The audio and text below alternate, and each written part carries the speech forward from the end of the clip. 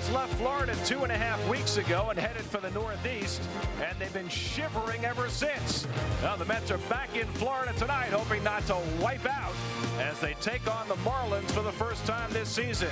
It's out of the cold and into the warm on the Kia Wednesday game of the week as the New York Mets play the Florida Marlins.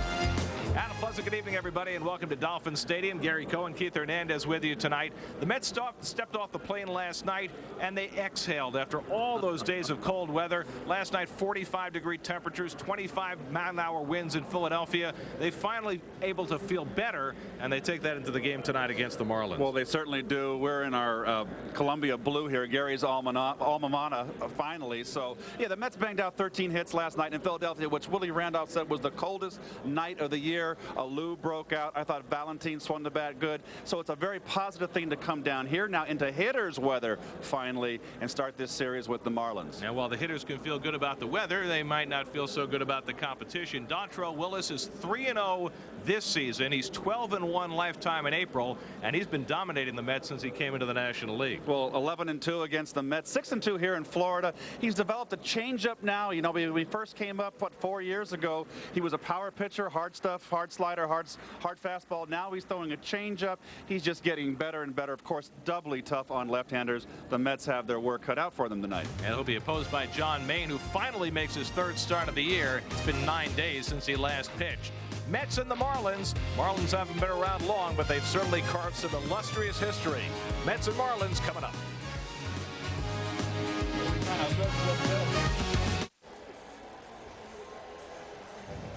John Maine was originally supposed to pitch on Sunday at Shea Stadium. That game was rained out, so was Monday's, and Tom Glavine was slotted in on Tuesday, and so finally on Wednesday, Maine gets to take the mound for the first time in 9 days. Dontrelle Willis on his regular day, and he has been spectacular in the early season, winning his first 3 starts. Mets baseball on SNY is brought to you by Kia, the presenting sponsor of the Kia Wednesday Game of the Week on Sportsnet New York. By Ford and your tri-state Ford dealers. By Geico, 15 minutes could save you 15% on car insurance. Visit geico.com or call 1-800-947-AUTO. By Hummer, visit Hummer.com to check out the H3 Hummer like nothing else. And by IO Digital Cable, the leaders in HD and presenting sponsor of the Mets in high definition. Do you see in HD? The Mets and the Marlins on an 80-degree night in South Florida. Get your arm loose.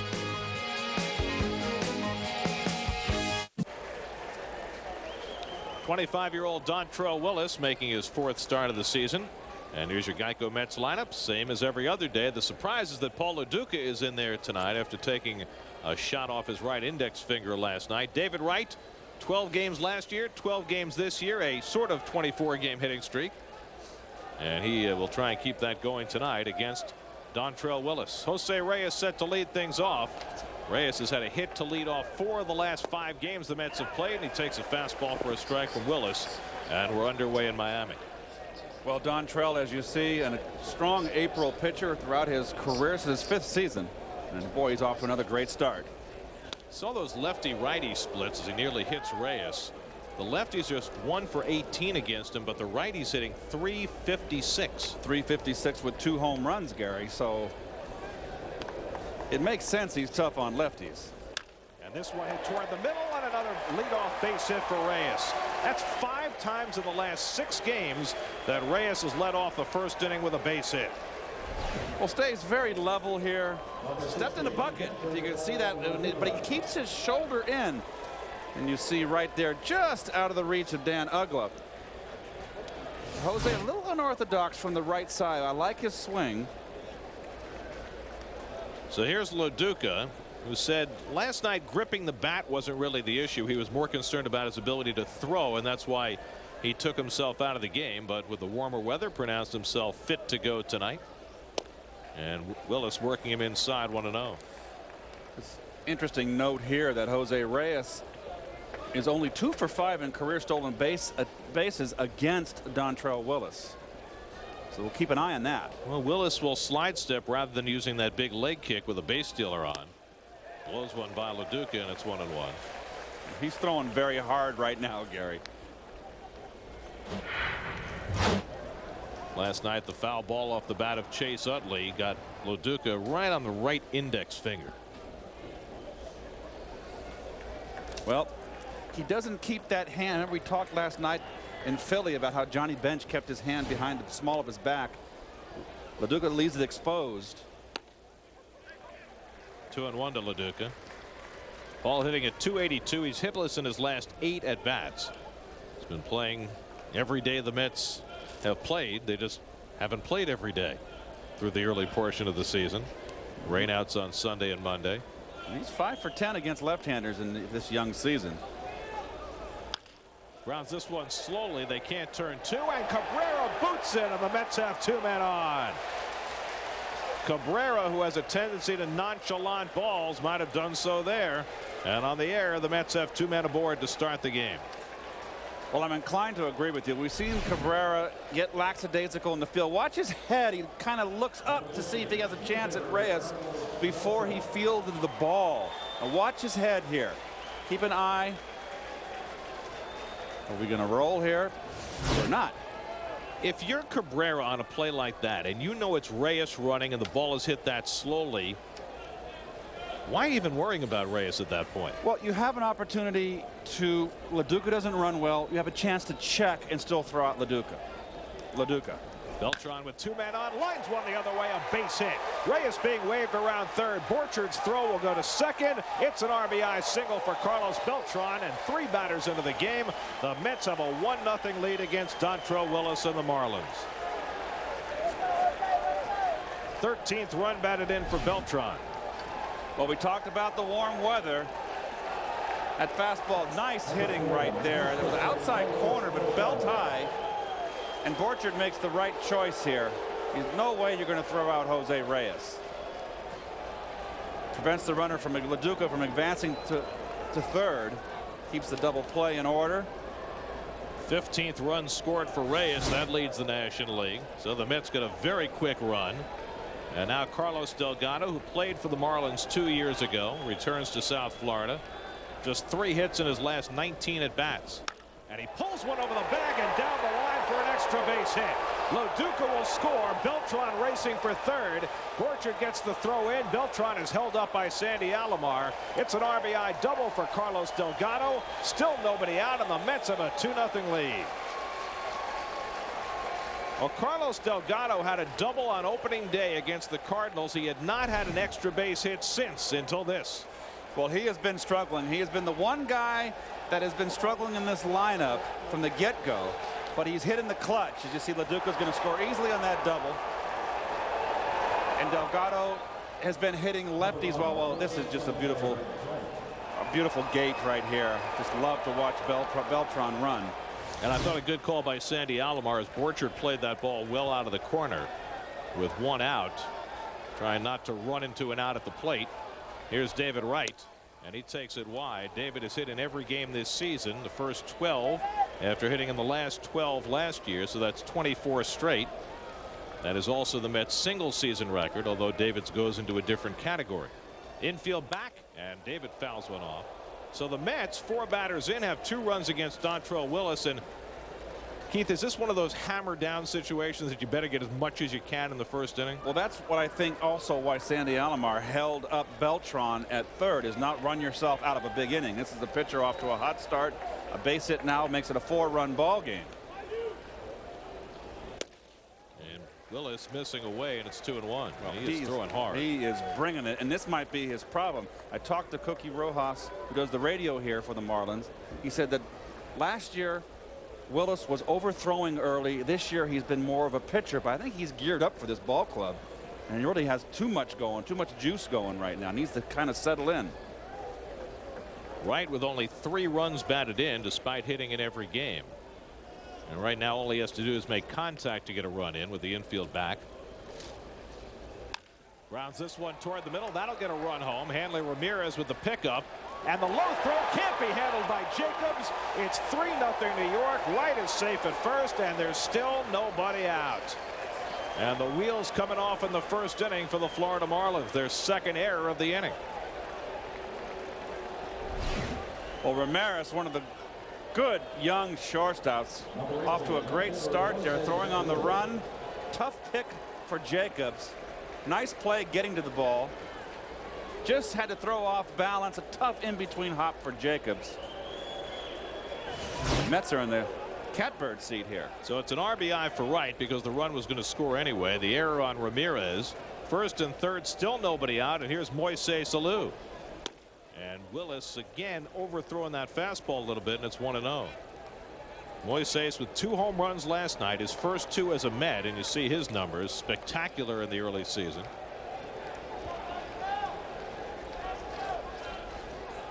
And he lines one the other way on a base hit, and that'll bring home the 4th run of the inning. Delgado is in to score. Still nobody out, and the Mets are 4 runs to the good against a guy who has dominated them.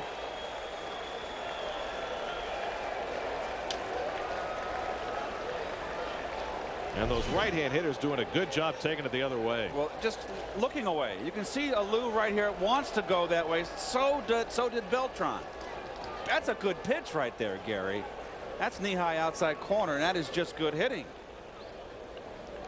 So 4 hits and 2 errors in the inning, and the Mets have a 4-0 lead, and still nobody out. And the number 7 hitter, Shawn Green, coming up against Willis. Dontrelle Willis is 12-1 in the month of April in his career. The best winning percentage ever in April belongs to Babe Ruth, who was 13-1 in April before they converted him. Well, the Mets are putting a hurting on him early, and Shawn Green takes the breaking ball for a strike. Shawn hitting at .302. Had a double in the game last night in Philadelphia. Wright at second, now Lou at first with nobody out. Now a foul tip by Green, and it's 0-2. Well, you're seeing a little bit here about why Willis's left-hand hitters are 1 for 18 off Willis. And 3 for 38 off of Willis since last September 15th. He is just murder. Ahead 0-2 now on Green, and he misses wide. And Carlos Delgado pulled that double. It was only the 2nd hit by a lefty against Dontrelle Willis this season. But you see, Shawn Green has had some prior success and limited at bats against him. 3 first ball fastball hits in this first inning for the Mets. And Green with a defensive cut stays in the at bat.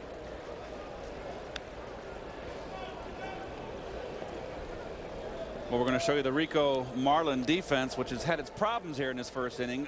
Jacobs, the former Met at first, Ugla, Ramirez, Cabrera in the infield. Trainer gets a start behind the plate. Willingham, Amezaga, and Borchard in the outfield. And Green takes just off the plate, and it's 2-2. Well, the Marlins had been tied for the fewest errors in the league with the Mets coming into the game. As you look at Willis's numbers, lefties and righties.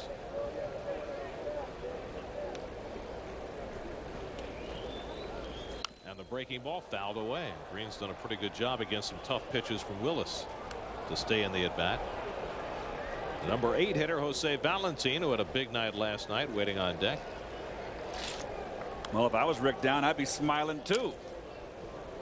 Well, everybody was looking forward to coming to the warmer weather, and the Mets are cashing in quickly. And Green again fights one off foul. And he's making Willis work. It's a 94-mile-an-hour fastball up and in, and Green has just fouled off 2 heaters inside to stay in this at bat. Dontrelle's already thrown 22 pitches in the first inning and still doesn't have an out. And Green takes a fastball in there for a call, strike 3, and that is the first out of the game. This one he wants to come in. Watch, it has lots of plate right down the heart.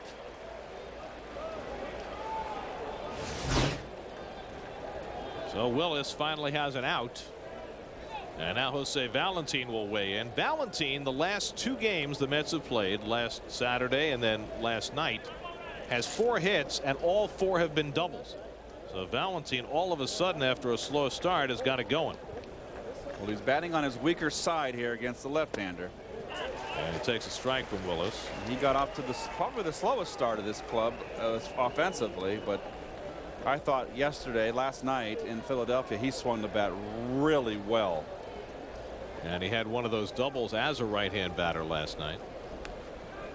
Uggla makes a run to the bag, but Willis simply steps off as Wright goes diving back.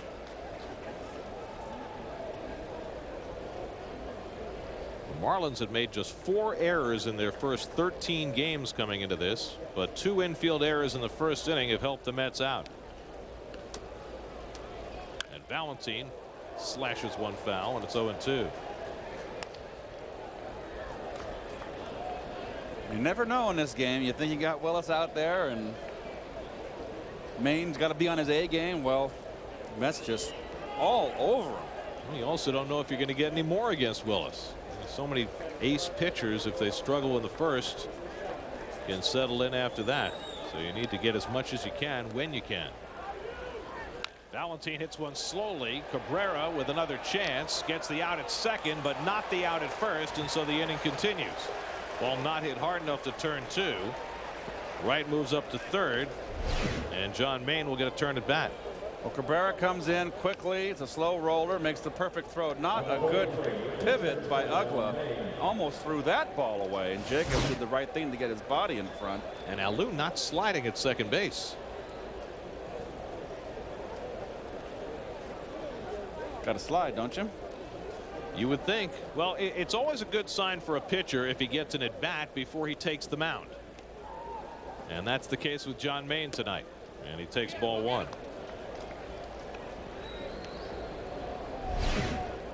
Well, here's Moises right here. He sees what's happening. Oh, he could have took him out. Got to slide. 2-0 to Maine, who has a hit this year. Last year it took him until his last start of the season to get his first big league hit. Right at third, Valentine at first with 2 down. Mets have 4 runs home in the first. And Maine takes inside, ball 3. Well, as difficult as this inning has been for Dontrelle Willis, it'll get a whole lot more difficult in a hurry if he walks Maine and fills him up for Reyes. Maine will take at least 1 here, and maybe 2. You know, this Met lineup, Gary, we talked about it earlier. It's much more potent against left-handers than it was last year with the addition of Alou out in left. Another right-handed bat in the middle. Maine swings and fouls it away. I'm surprised to see him swinging there on 3-1. Well, you know, he might. It's a hitter's pitch. Maine is not a. He's not a hitter. I understand. Let him hit. The Mets coming into the night were hitting .346 against lefties. And he walked them, and the bases are loaded. Well, for Dontrelle Willis, this is the 17th time he has started against the Mets since he came up in '03. I think this is the first time we've seen him look this vulnerable. And now Reyes gets a chance to really break things open. He started the inning with a single to center and scored a run. Now he bats with the bases loaded and 2 out.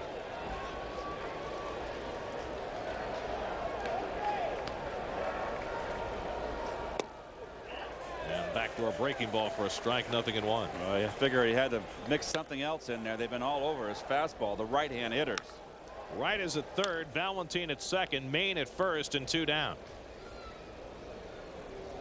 Reyes pulls one toward the hole, cut off by Cabrera, and he gets the out at second to end the inning. But 10 men come to bat, and the Mets score 4 against their nemesis, Dontrelle Willis. So the Mets off to a fast start for John Maine here in the warm weather in South Florida.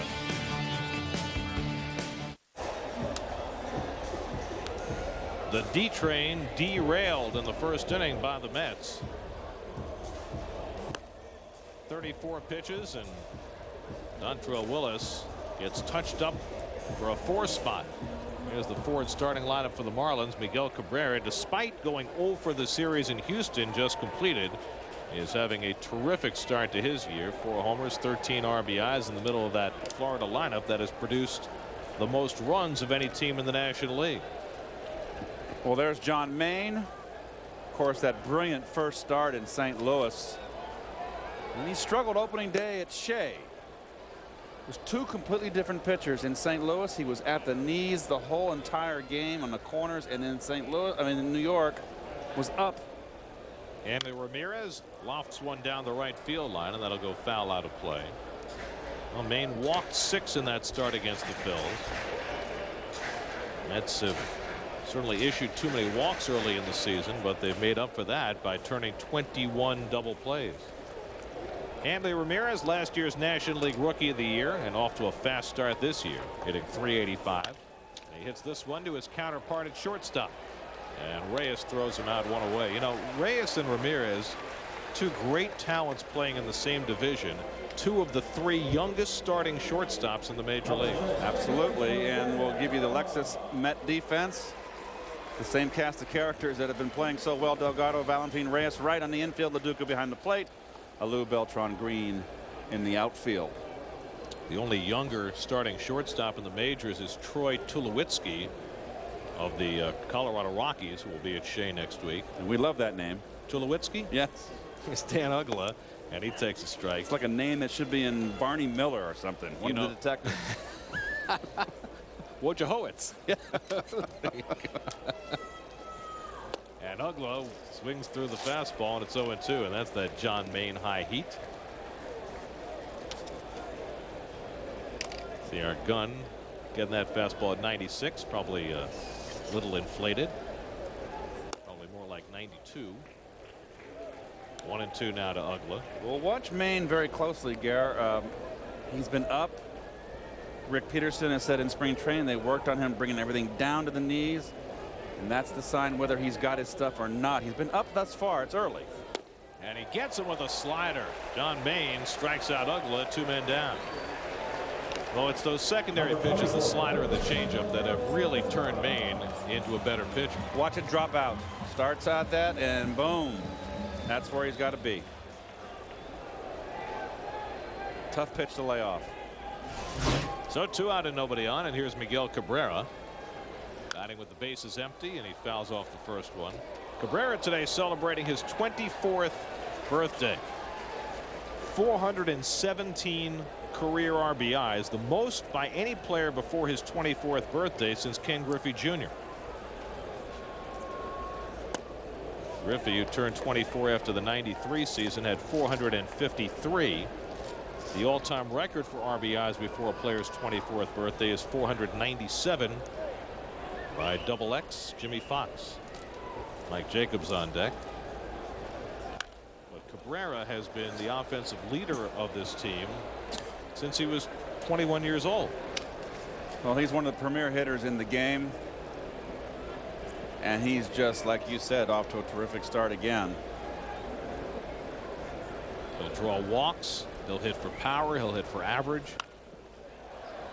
It's a good 2-strike hitter too. And, you know, he's right now tied for 3rd in home runs, tied for 9th in on-base percentage, tied for 2nd. He's actually 2nd in RBI, 5th in slugging, 3rd in extra base hits. I mean, the list goes on. This guy can hit. 1-2 to Cabrera, and he pops it up. Valentin retreating. And John Maine off to a fast start as he gets the Marlins out 1-2-3 after being staked to a 4-run lead. Sunset in Miami, and the Mets off to a fast start.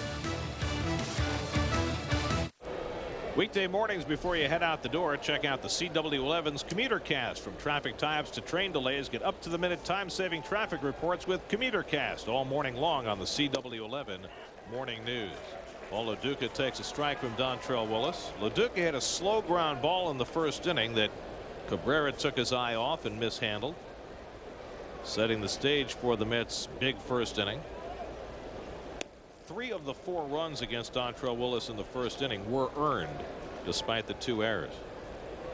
And that's a far cry from what the Mets are used to doing against Dontrell. Good off-speed pitch, and it's 1-2. And look at this now. Look at the miles per hour, throwing an 82-mile-an-hour breaking ball, not trying to overthrow it here. Watch it break, start at the knees and break out of the zone. He just was too pumped up in that first inning. He was certainly throwing hard, but the Mets were hitting him. LaDuca taps another one slowly. Tough play for Willis, a good fielder. He bounces the throw on target, and he gets LaDuca. Tremendous play by Dontrelle Willis. Well, this is when you wish you can run just a little bit. Now watch Willis here. Watch him just pounce on this ball. This is a perfect drag bunt. Look at him get to that ball and throw off balance barehanded. Very fine play. You're not going to see a better play than that by a pitcher. The impressive part is how far up the line he fielded that ball. Look at him. Look at him. He's like a cat on that ball. That is just a great athlete. There's Beltran. Yeah, he gets beat by that fastball. Well, I mean that ball was more than halfway to third base. It was a perfect drag bunt. I mean, normally when a pitcher fields the ball and makes a play like that, it's going to be in that first 35 to 40 feet. That ball was a good 50 feet up the line. Let's watch how Dontrelle pitches this second time through the order. Now, you remember in the first inning, Beltran swung at the first pitch, fastball away, belt high, got an RBI single to right field. First two pitches to Beltran. This time around, fastball inside corner, backed up by another fastball, and that broke his bat. He's saying, you guys want to lean out there and look for that ball away, I'm going to start coming in on you. And he really looked like he was overthrowing in that first inning and leaving that ball outside. Absolutely. And the slider misses 1 and 2. Beltran had an RBI single going the other way in the first inning, his 13th run batted in. Started the night tied for third in the league in RBIs. Carlos Lee of the Astros leads the league with 16. He had a big night last night against the Marlins in Houston.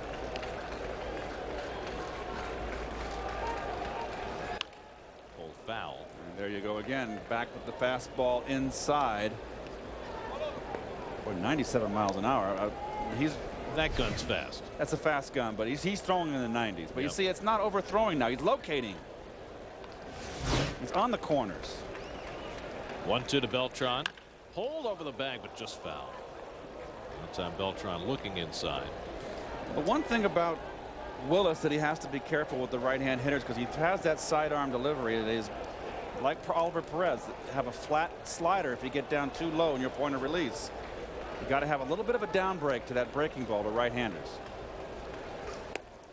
Obviously that leg kick and the way he turns his back has got to make it tough for the hitters to pick up. Do you think that hitters, the more they see him, have a better chance of picking that ball up earlier? I think the hitters will make adjustments in their stance. 3-2 to Beltran. Whatever enables them to pick the ball up out of the hand. With a guy with a windup like this, it reminds me of he's a cross between John Candelaria and Fernando Valenzuela. Big leg kick, sidearm delivery. You just got to concentrate on the point of delivery. On 3-2, Beltran pops it up foul. And that goes out of play. When I hit off Candelaria, I had to change my stance. I always crouched a little bit because Candelaria threw out on the side. If I crouched, I just had a hard time picking the ball up, and I found that if I stood more straight up and made sure my eyes were parallel to the ground, I picked up the ball better. Pounded foul. And would that apply to a right-hand hitter as well, or more to a lefty? Well, I'm different. It just it depends on the hitter. It may not, emotion like that may not bother someone. It bothered me. 10th pitch of the at bat to Beltran, and he takes it inside, ball 4. Close pitch, but Rob Drake said it was a ball, and Willis wants to make sure he knows where it was. We'll set up inside. Good call. He tried to bring it back. He knew it. I like him. He's just so enthusiastic. Such a competitor. There's a tremendous attitude toward the game. Absolutely. Check out our Jeep around the majors. Daisuke walked in the winning run in a 2-1 loss to Toronto last night. Sammy Sosa homered in his return to Chicago for the Texas Rangers in their 8-1 win, and Jeff Blum with the 14th inning hit to pull the Padres past the Cubs as Carlos Delgado takes ball 1. And another piece of news that just came down the line today in the wake of our game in Philadelphia last night that just stunned me. As Delgado takes the breaking ball for a strike. We were talking a lot last night about how poorly the Phillies played and how bad their bullpen is, and Charlie Manuel and his job status. Well, You might have read today that after the game, Charlie and a local talk show host in Philly kind of went at it. Good breaking ball by Willis, 1-2. And then today, the Phillies announced, Charlie Manuel announces that his ace right-hander, Brett Myers, is going to be going to the bullpen to be the setup man for Tom Gordon. And stunning. And John Lieber is put in the rotation, who was middle relief for that ball club. Delgado to center field, and Amezaga is there. Ball carried well, and that's the second out. Back to first goes Beltran with 2 away. But think about this. They just signed Brett Myers to an enormous contract. Now, he's off to a slow start, and I understand their bullpen is struggling. But you take your ace starting pitcher and you turn him into a setup man? And your ace starting pitcher with the temperament of Brett Meyer, who's a bit of a hothead.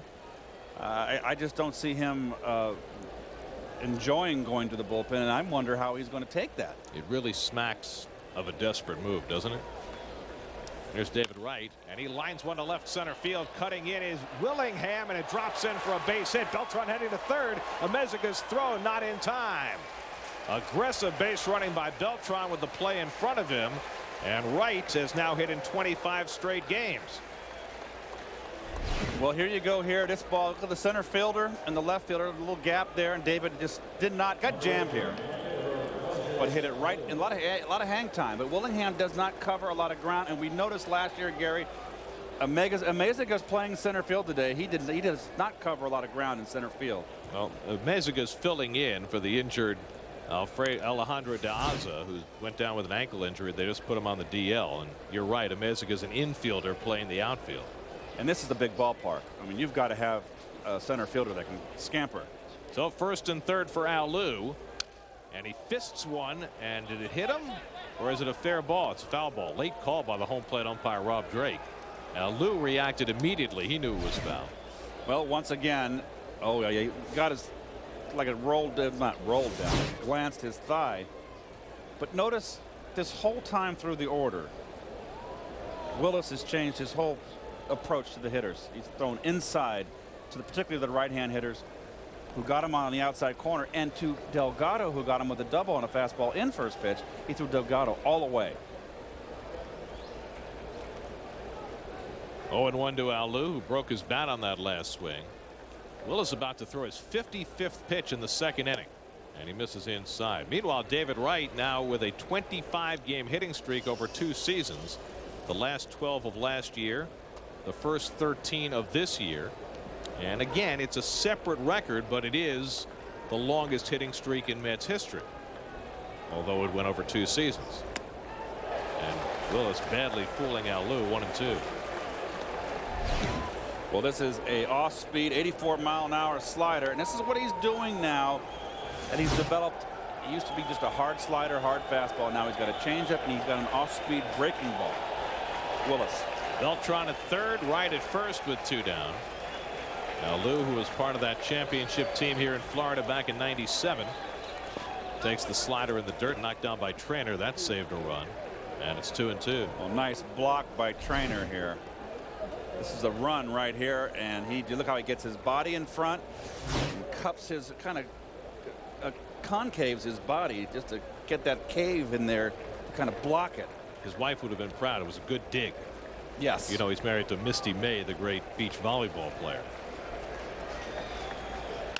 On the ground to second, and Ugla handles it cleanly, and that's the final out of the inning. So Willis puts up a 0 in the second, but the Mets certainly made him work.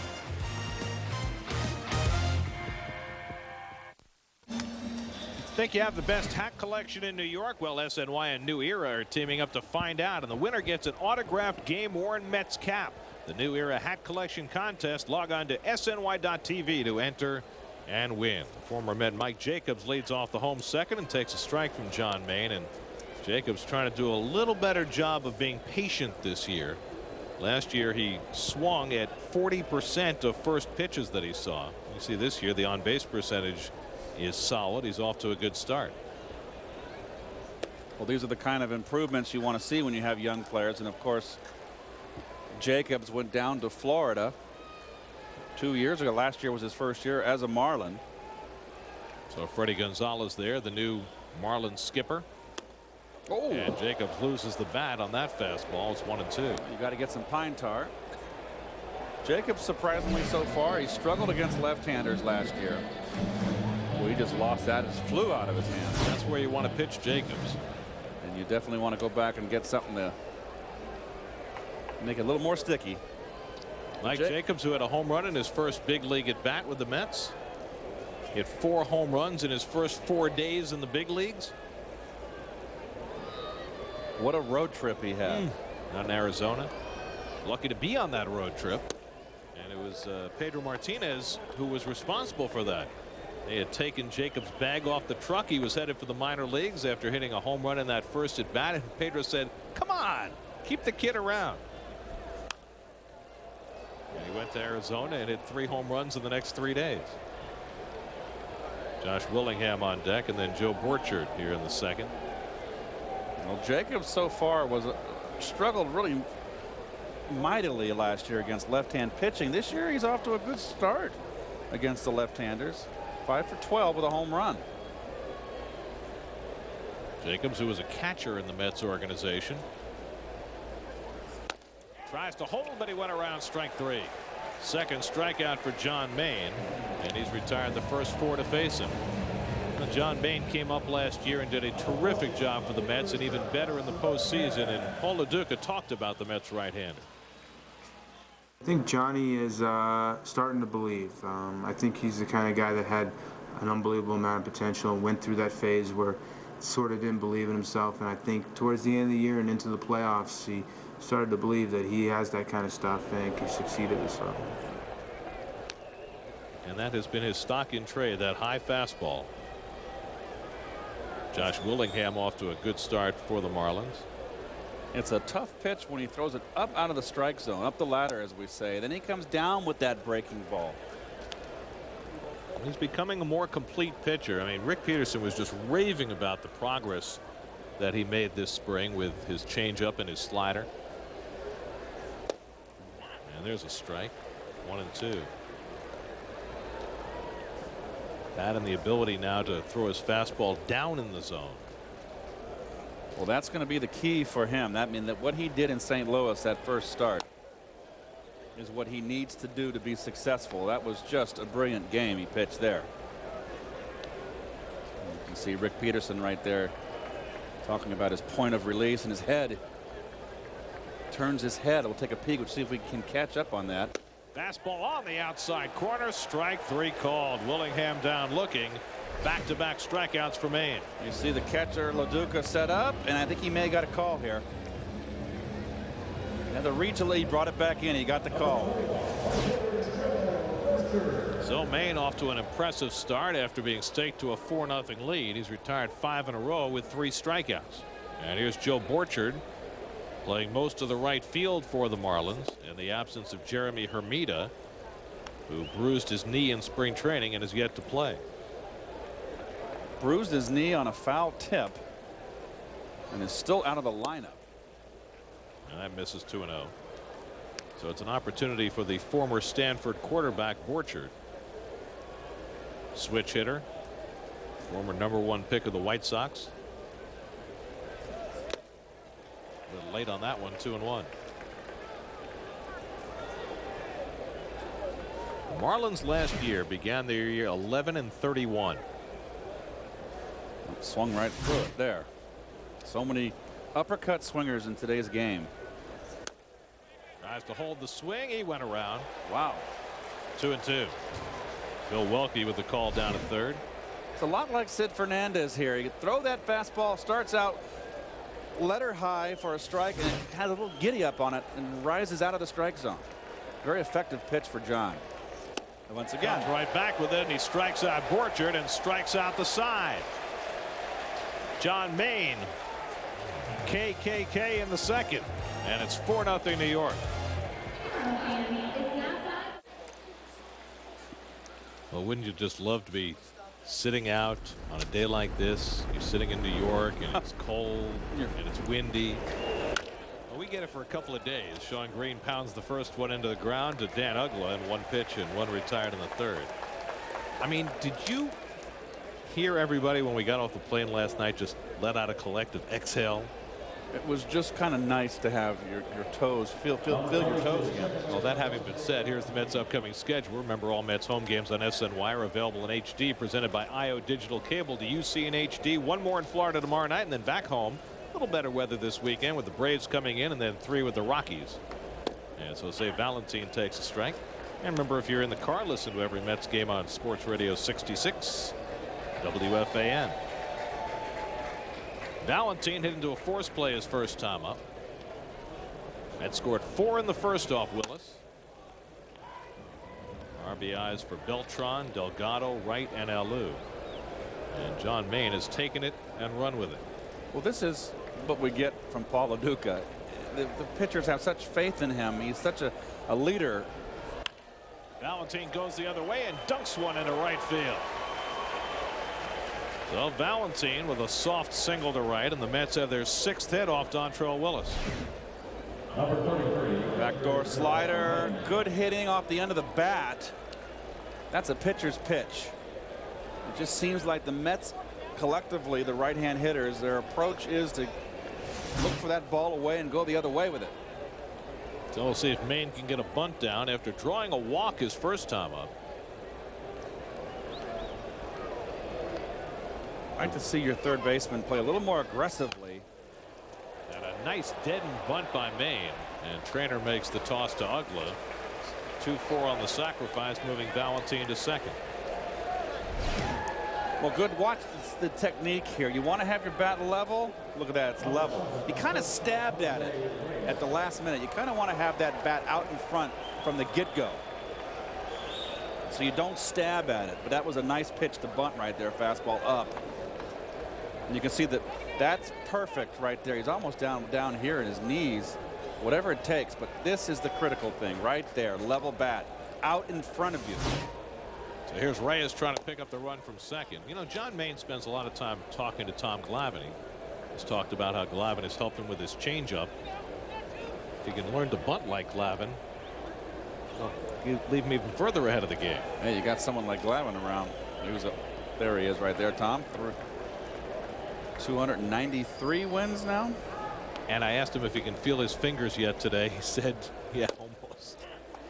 We were talking about his changeup, and he was talking about how on a cold night it's almost like the difference between a car running on a regular road and a car running on ice.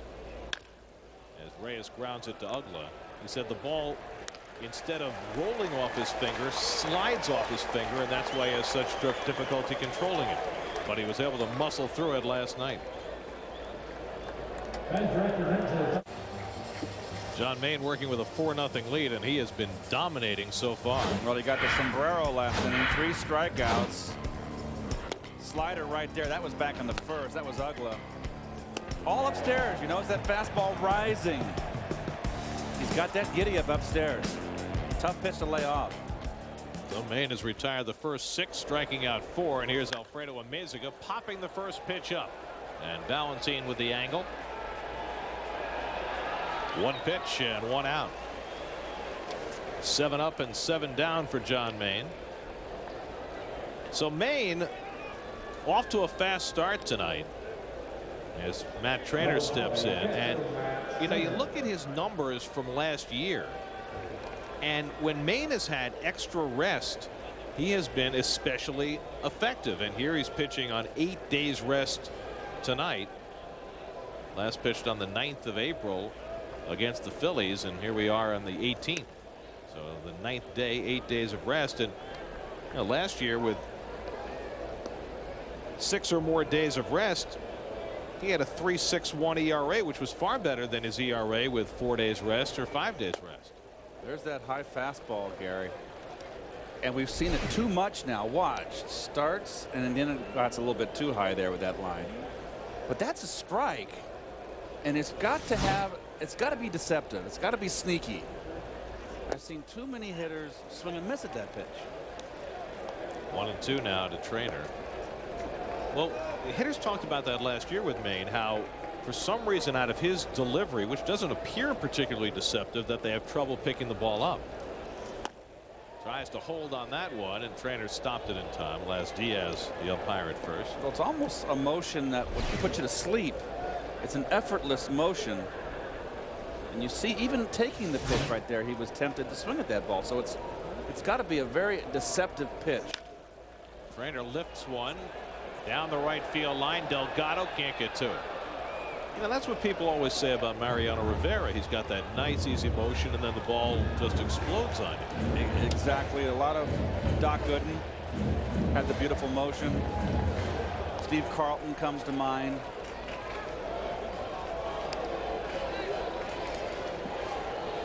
I think of Carlton. I think of that slider. That's all he threw, basically. I've always said that he was the only pitcher that was a breaking ball pitcher that you can say was a power pitcher.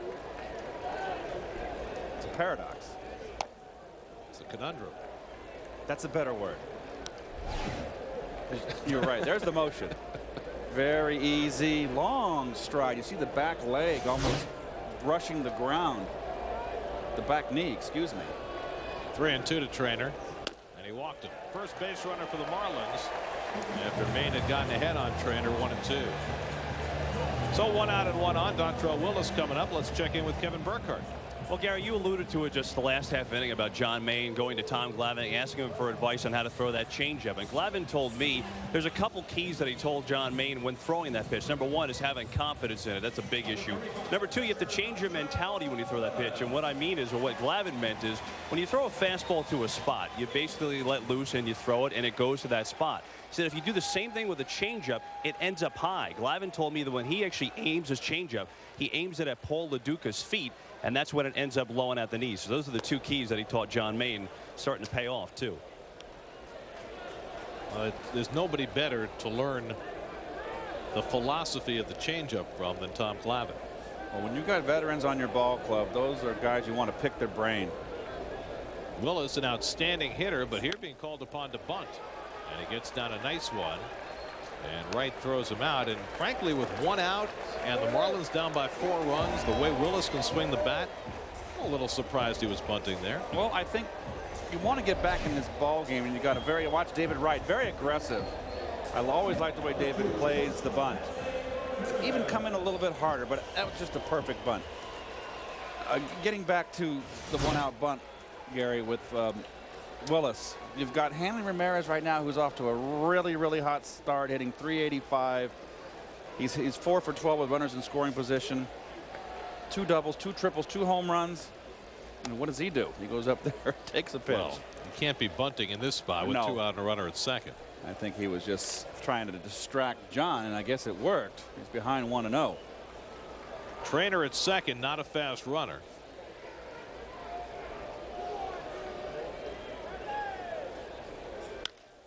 Ramirez hits it to center field, and Beltran barely needing to move. And so John Maine works around a 1 out walk. He's thrown 3 scoreless innings, and the Mets have a 4-0 lead.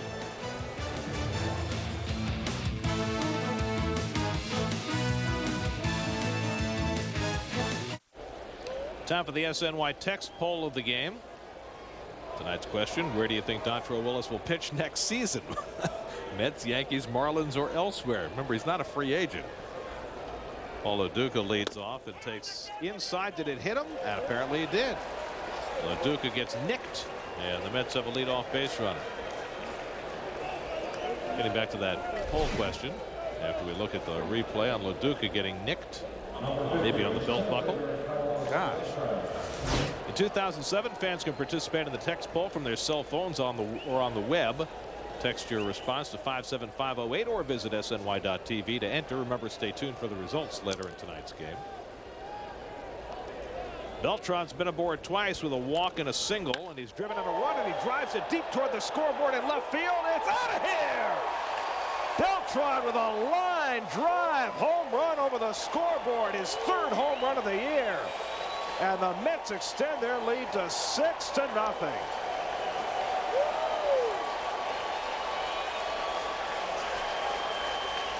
What a bullet.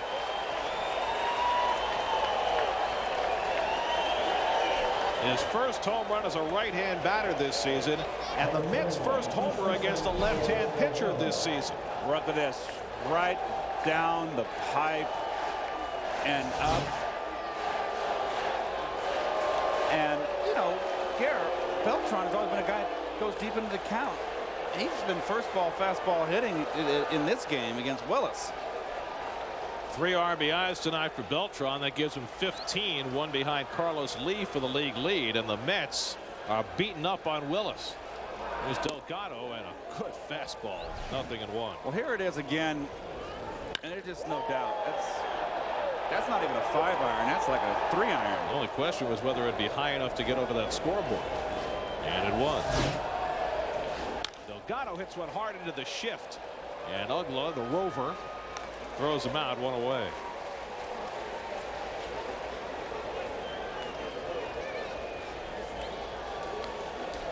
Well, the Mets with 6 runs and 7 hits tonight off Dontrelle Willis, who came into the night with a lifetime earned run average in 16 starts against the Mets of 2.02. Got a more potent Met lineup against lefties this year than they've had in a long while. David Wright now has a 25-game hitting streak. Hubie Brooks set the Mets club record for a single season hitting streak with 24, and Mike Piazza tied that. And now Wright over 2 seasons has hit in 25 straight. So Hubie, who is at one time listed in a number of different areas in the Mets record book and has lost most of those distinctions, will stay in there.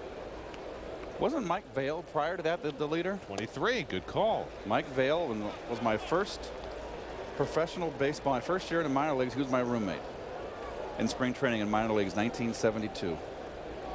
He was a nut then. 3-0 to Wright, and he takes a strike.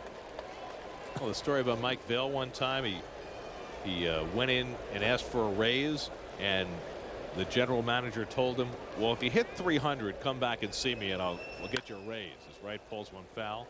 Opening day, he goes 1 for 3, goes in to see the GM, says, I'm a 300 hitter. I believe that.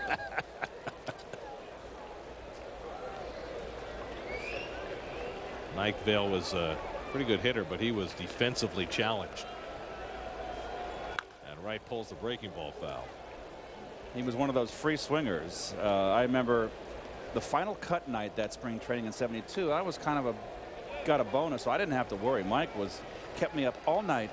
He couldn't go to sleep. He was afraid he was going to get cut. Payoff to Wright. Up the middle. And another base hit for David Wright, his second of the night. So the Mets just keep on whacking against Dontrelle Willis. Well, this is just good hitting right here, and you can see, look at the big hole up the middle. Nothing, that's a bullet anyway. Ramirez showed some nice range there, and this is a tough go for Dontrelle here. So David is aboard. The Mets now with a 6-0 lead. And here's Moises Alou, who's 1 for 2 tonight. He's driven in a run. Tries to hold the swing and does on the slider. 1-0. We know the Mets come down here, Gary, the first time they play Florida, and a team that had a fine season last year under Joe Girardi, and you kind of want to set the tone. And they certainly have here, and particularly with their nemesis, Dontrelle Willis. Willie, after that Atlanta series, was very upset that he thought the Mets had a chance to put the hammer on Atlanta and take the series down there and set the tone for the season, and they didn't get it done.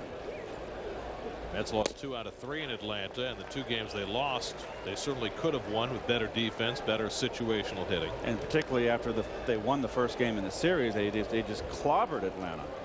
But you know, that's really one of the hallmarks of this team, is that Willie does not let much slide.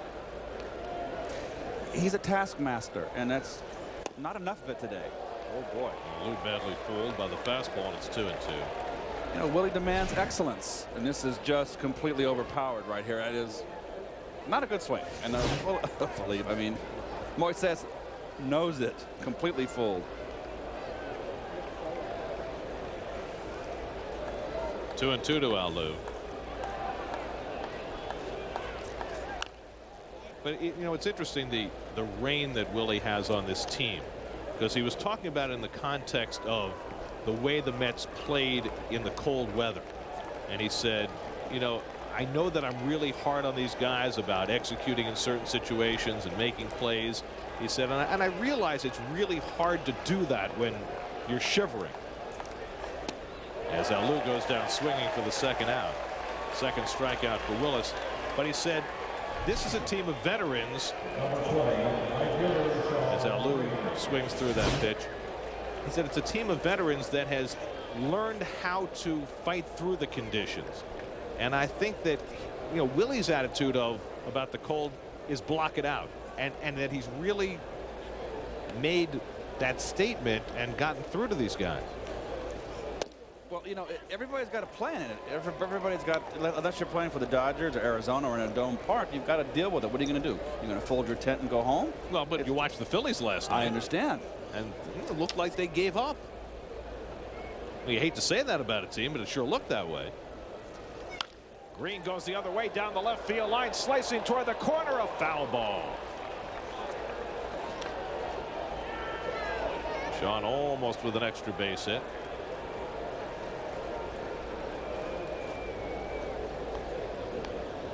There's always been one thing, and you know, the Latin player, the Caribbean player, they come from warm weather sites.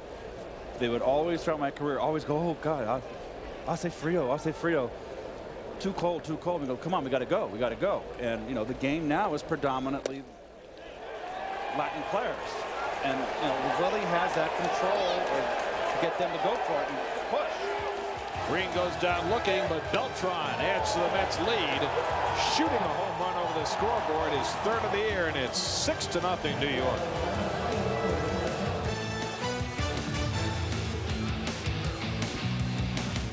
Bring a grip to Shea for more fun and celebrations with the 2007 Mets. Enjoy the game with family, friends, or community groups in ballpark seating or the picnic area.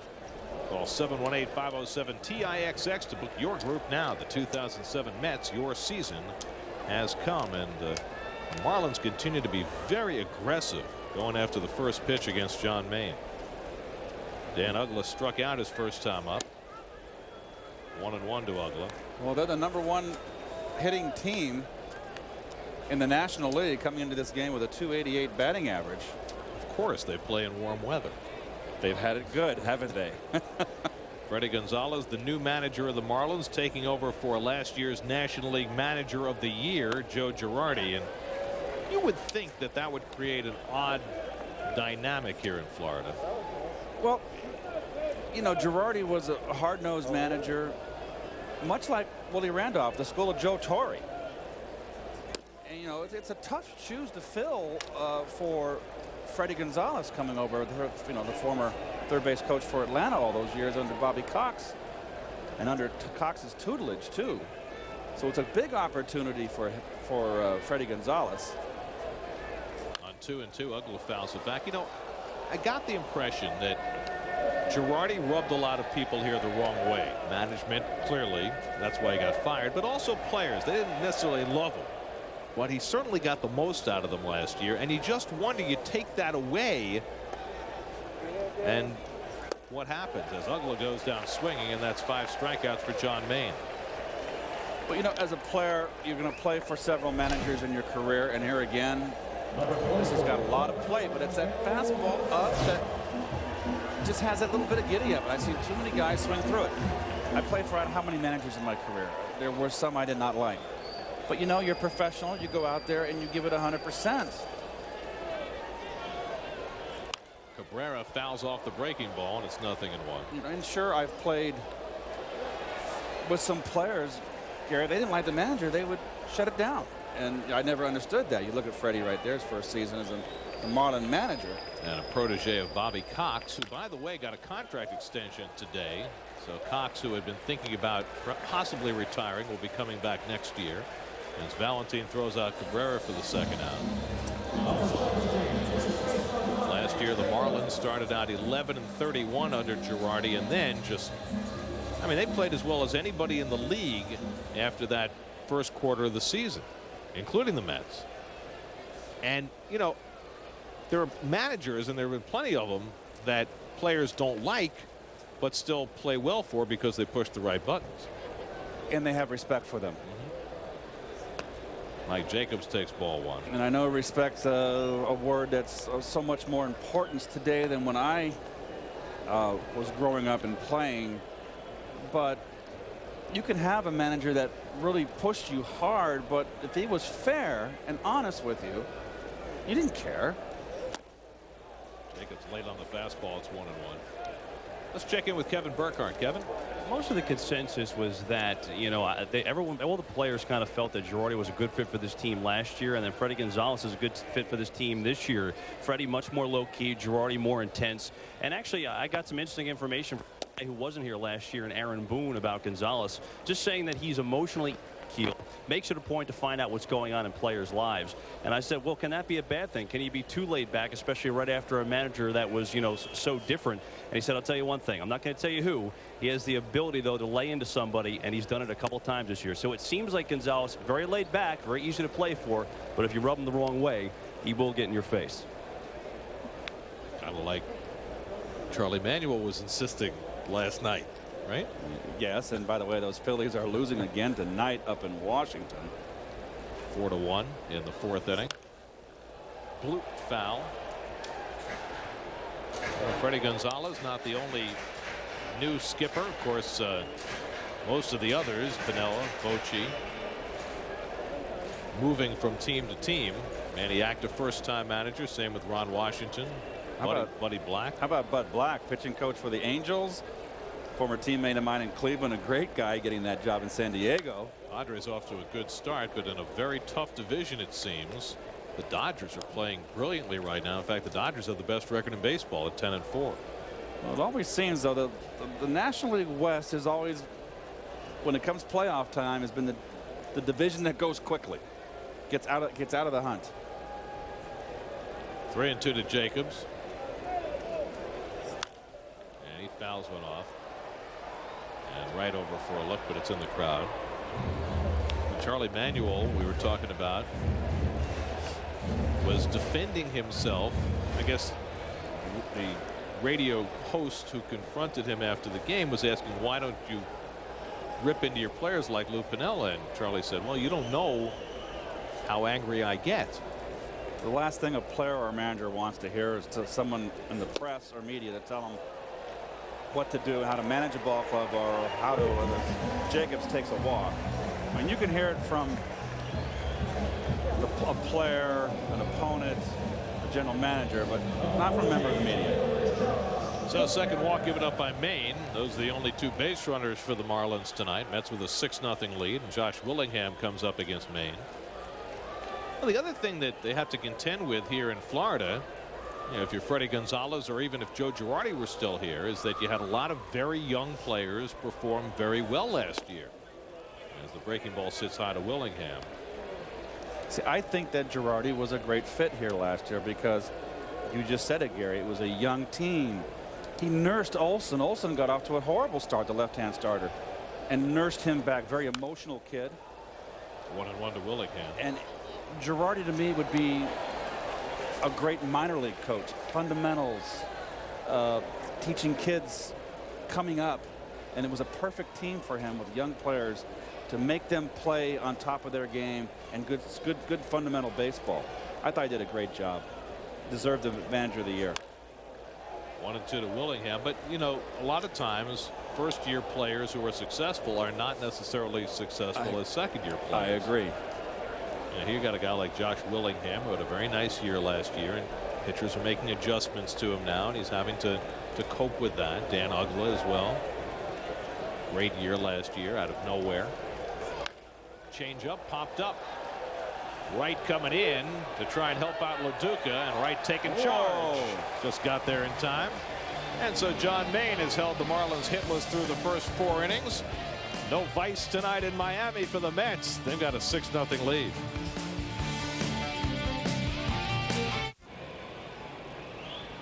Fifth inning in Miami. Mets with a 6-0 lead against Dontrell Willis, who had full ownership of them. And Valentine lines one into left center for a base hit, his second of the night. And the Mets just continue to rake against Dontrelle Willis. They've got the leadoff man on for the 3rd time in 5 innings. Time for a baseball night in New York update with Matt Yellow. All right, thanks a lot, Gary. For the 2nd straight night, the Yankees are piling on the Indians. A 5-run third highlighted here by a Jason Giambi double. Yanks up 6-2 in the 4th. Kagawa on the mound for the Bombers, Gary. All right, Matt, and John Maine fouls off the bunt attempt. You know, could it be that we were talking about this a little last night in reference to the Phillies? Could it be that starting pitching just isn't as important in baseball as it used to be? I think yes. I mean, I don't think I agree with you 100%. Middle relief is more important. And again, I've in conversation before the game with Cookie Rojas, he says you cannot win today's game without you got to have a good left right hand middle reliever, because the starters don't get it done like they used to. I mean, think about these developments. I mean, the Phillies take their ace starting pitcher Brett Myers out of the rotation and put him in the bullpen. Maine behind 0-2, watches high. And tonight the Chicago Cubs are throwing Carlos Zambrano. Now Zambrano in his last start had a 5-0 lead and didn't make it to the 5th inning. Tonight he gives up 4 runs in the 1st inning against the Braves. How many starting pitchers are there that you can really trust? Well, and Maine takes a call 3rd strike, and that's the 4th strikeout for Willis. That's the one thing in the game today, Gary, that I see is that there's not consistency. The consistency of the starting pitchers anymore, where it used to be pitchers you knew they were going to win 15, 16, 17 or 18 games, and today it's so up and down. One year they're on top of the world, the next year they're mediocre.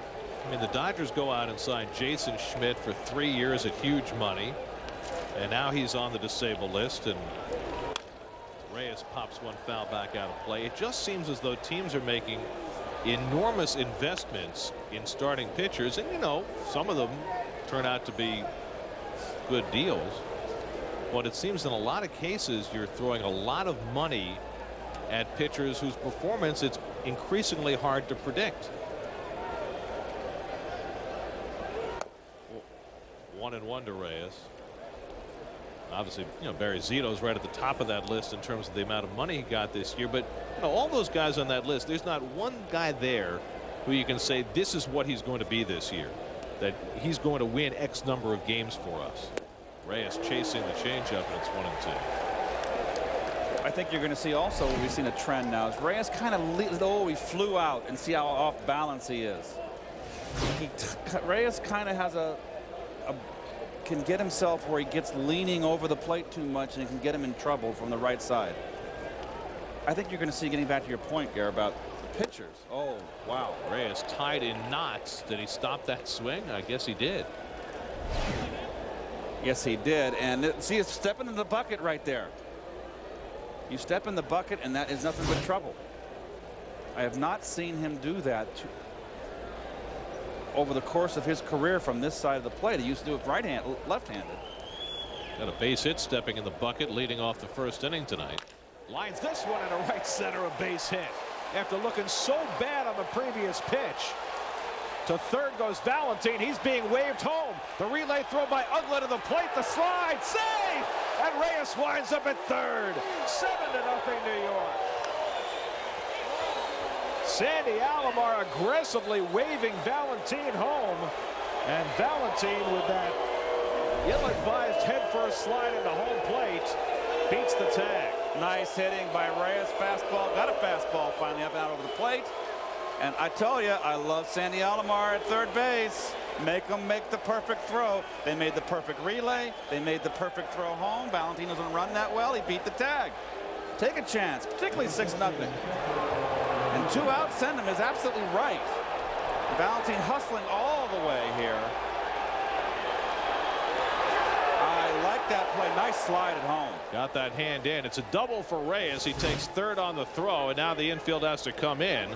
7-0 New York. Loduca the batter. And the Mets are just ripping up Dontrelle Willis. And it gets away. Here comes Reyes to the plate.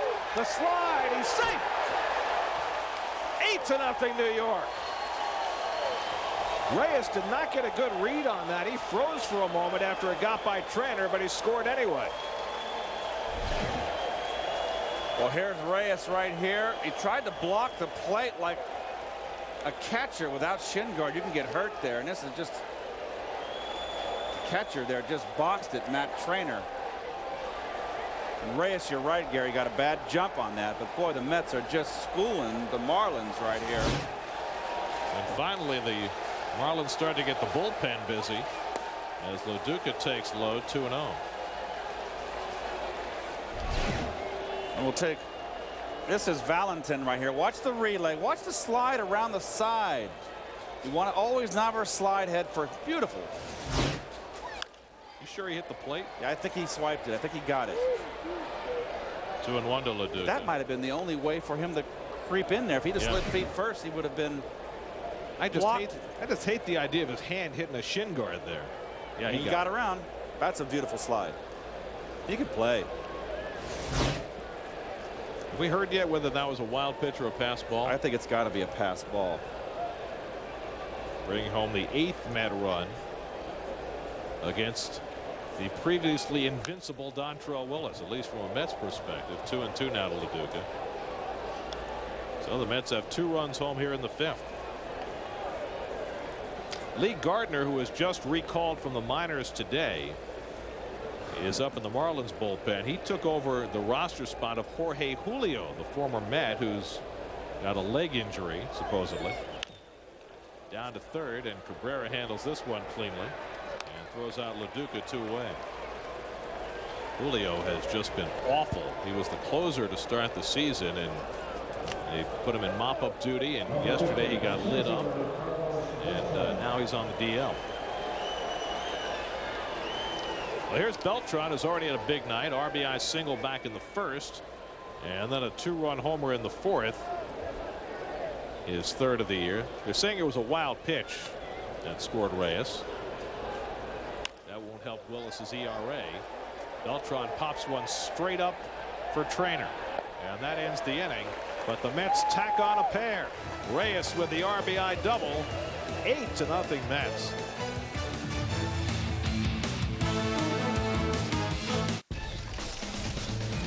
Great lines and great moves. The new Chevys attract attention wherever they go. See for yourself at your Chevy dealer. And Chevy's got the best coverage in America. That includes the GM 100,000-mile warranty. Qualified lessees can use $500 auto show bonus cash to get a low mileage lease on this 07 Equinox for around $269 a month. Residency restrictions apply. Call for details. Find your nearest dealer on ChevyOffers.com.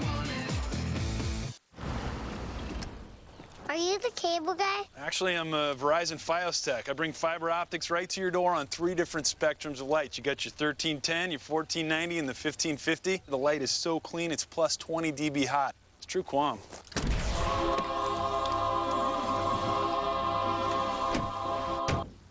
Nice truck. Verizon Fios, the most advanced fiber optic network straight to your home. Toyota SUVs are famous for handling just about any terrain. And right now, Toyota is making it easier for them to reach your driveway. Because for this month, you can get $1,500 cash back on 4Runner or on all Highlander models. Or lease Highlander for just $259 a month. No matter where you want to go, now it's easier to get started in a Toyota. Toyota Highlander, Toyota 4Runner. Both smart ways to keep moving forward. This year, when you can't be home to watch your Mets on SNY or CW11, check out MLB.tv. You can log on to the internet to watch every out-of-market Mets game of the season live, catch those you missed on demand, or listen to every radio broadcast live. Sign up today for MLB.tv, an unparalleled live baseball experience. For more details, visit Mets.com, where baseball is always on. You read that so much better than I do. I thought that was your favorite promo. Joe Borchard leads off the home 5th inning. John Maine now staked to an 8-run lead. Borchard struck out his first time up. Well, John Maine, in his first 2 starts of the season, the Mets scored 10 against the Cardinals and 11 against the Phillies. And the breaking ball had Borchard tied in knots. It's 0-2. And now the Mets have put up 8 runs for him tonight. The only other Mets starter in their 46-year history who's gotten double-digit run support in each of his first 2 starts was Steve Traxel back in 2004. Whoa, I got away from him there. By the way, Traxel got beat up last night after a couple of good starts. He got knocked out in the 4th inning last night by Tampa Bay. Orchard watches up and away, 2-2. Well, Maine's got to be careful here. Just keep his focus. 8-run lead.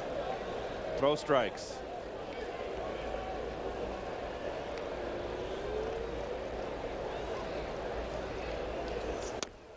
And he misses high, 3-2. And that's what you have to do against John. We've seen enough of him now. As a hitter, as you see Lindstrom right there getting up for the Marlins, we've seen enough of Maine. If you're paying attention as a hitter on the bench, you know, make him get his fastball down. It's deceptive. I've fished for it a couple of times. I'm going to be very conscious, make him get that fastball down. Orchard wastes away the fastball. So you can see right here, we talked about getting the ball down. He's going to hit him right inside corner, right there, and beat him inside. And he walked him. So Orchard with a good at bat there.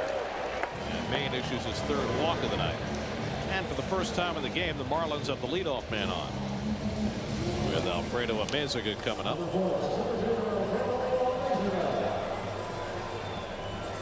Got to watch out here. Team's down 8 runs. David Wright's got to be a little bit careful. Amezaga is a good little bunter. You see David playing in at 3rd base properly. Those are the little things for you kids out there, staying in the game. And Amezaga takes a strike. Always got to think one step ahead. All the possibilities. You see the pitch count from Maine, who has yet to allow a hit, working with an 8-0 lead. 1-1 to Amezaga. John Maine just 6-5 last year, but really pitched better than that during the regular season, and then was allowed to shine in the postseason. That trainer on deck.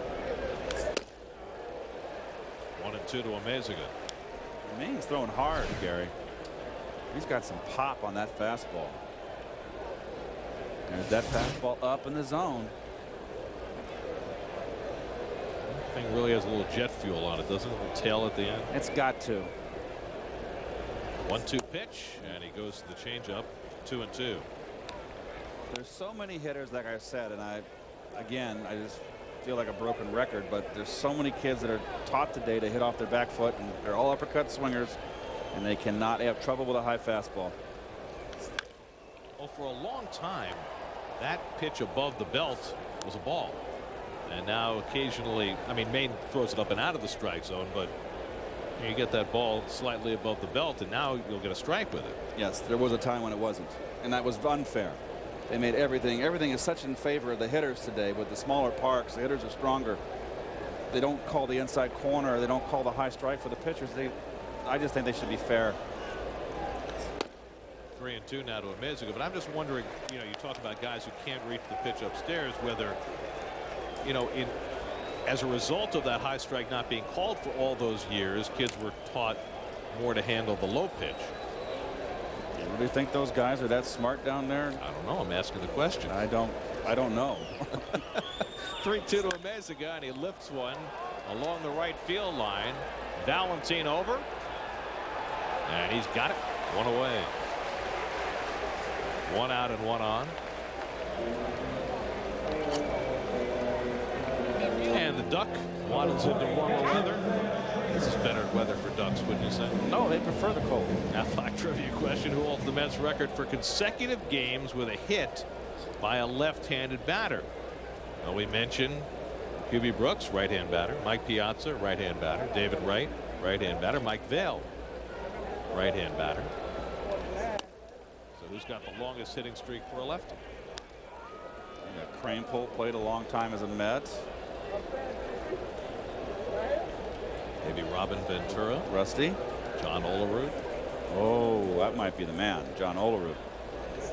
Trainer pulls one down to third. Wright to second for one. Valentine turns it over, and the Mets turn their 22nd double play of the season. Marlins still without a hit through the first 5. Mets cruising 8-0. Take the train to the game when the Mets honor the legacy of Jackie Robinson this Friday night, April 20th. The pregame celebration will begin at 6:30 before the Mets host the Braves. Go to Mets.com today for more information and to get your tickets. A lot of Met fans on hand here tonight. In fact, we've already heard several "Let's Go Mets" chants. And hi to you too. Former Met farmhand Matt Lindstrom takes over the pitching for the Marlins. There's Matt Lindstrom right there. Got a good slider, a good hard thrower. See his numbers right now in this early season. Only 6 games, 5 innings. Want to cut down the walks. 3 walks in 5 innings pitched is not good, but the strikeouts are excellent. Carlos Delgado leads off in the 6th inning. Delgado 1 for 3, doubled in a run back in the 1st inning.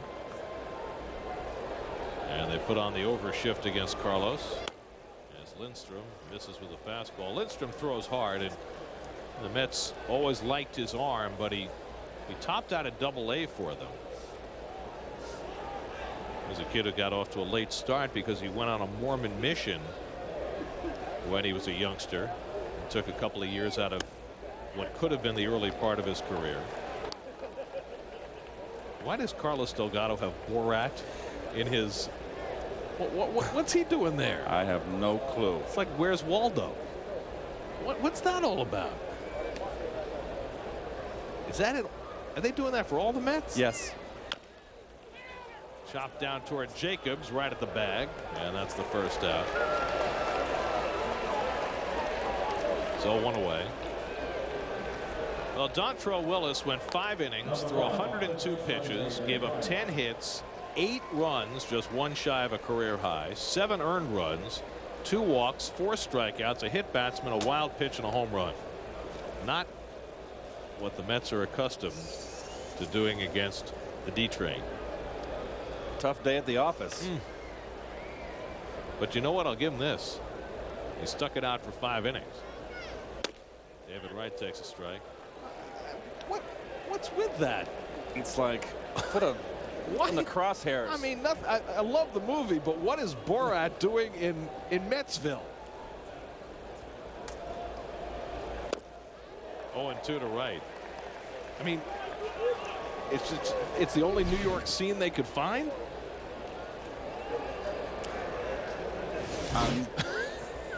I'm aghast. Wright is 2 for 3 tonight, and he's driven in a run. Now has a 25-game hitting streak over 2 seasons, 13 games to start this year, and he fouls that one back. 100 miles an hour on that one. We don't know. Well, that's a fast gun. That's some giddy up. Our gun tonight's about 3 or 4 miles an hour faster than your average gun, so figure that's about 96. It's still pretty good. Mets traded Matt Lindstrom and Henry Owens to the Marlins to get Jason Vargas and Adam Bostic, a couple of pitchers who they have in the minors. Vargas and Bostic are both younger than Lindstrom and Owens, and that was part of the rationale. Owens and Lindstrom both hard throwers, with both 27, 28 years old. Owens may well be the Marlins closer right now because they just don't have a closer. They had the veteran Joe Borowski last year, but they let him walk.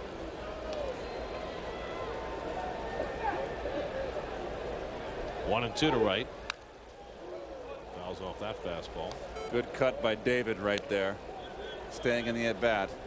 And we said it before, Garrett, for someone that strikes out 100 times a season, he's a tough 2-strike hitter. He's having a funny year, isn't he? I mean, he hasn't got it going yet, and yet he's hitting every game. Yes. I talked to him about it. He said, I'm feeling good seeing the ball well about every other at bat. Takes that one low. 2-2. A little splitter right there. Good eye by Dave. At the bottom kind of dropped out. Watch this. Just sinker. Good eye. Matt Lindstrom from Rexburg, Idaho. Get too many guys from Idaho in the big leagues. Fastball for a call, strike 3. His hardest pitch yet, and that's the second out. Well, that is a strike, and David thought it was up. It had the corner, and this should be a strike. That's got the plate. It's belt, a little above the belt. Well, that's that pitch we're talking about. A little bit above the belt that, 7, 8 years ago, that's not a strike. Now it is. So here's Alou, who's 1 for 3. Moises drove in a run with an opposite field single back in the first after his 2 home run effort in Philadelphia last night, and it was an effort. And he lines a base hit. He can turn around a fastball. This is in the same spot. Belt high inside corner, and we've talked about Alou being so quick inside. That's inside corner belt. He just turned. Look how he opens up. Just a rocket. He's so quick. 40 years old plus.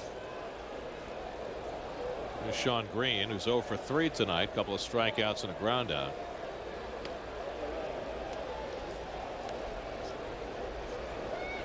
We didn't get to see that much in the National League later in his career of Paul Molitor. But Molitor he was one of those guys who, even when he was 40 years old, he just had those incredibly quick wrists to be able to hit that pitch inside. I've always respected my father's opinion of other hitters. And he always would call me and see someone play. He always watched the game of the week or something. And he said, when Molitor was a young player, he just called and said, this kid in Milwaukee can hit. So we're going to take a look here. Watch the very little take back on Alou. He's almost got his hands back to where he's got the hitting position, but you don't want to hit from a standstill position. Got to get a little bit of movement back. It's almost like hitting in that. It's called the cocking. You're cocking your bat back. It's like a train that gets started. It just doesn't start from scratch. It has to kind of get its momentum forward before it goes forward. So little motion in that whole setup and swing. 2-1 to Green, and Sean takes a strike. 2-2. We were talking about John Olerud before. Olerud had that very quiet approach at the plate.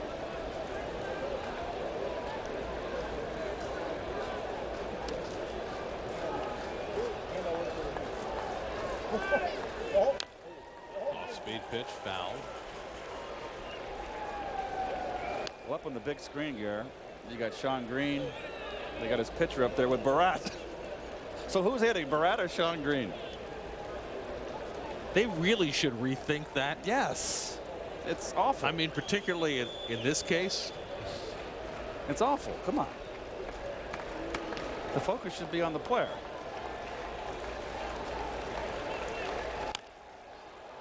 Loop to shallow center. Long run in for a Meziga. Uggla back, can't get it. And Green has himself a parachute of a base hit. Right in the Bermuda Triangle in shallow center field.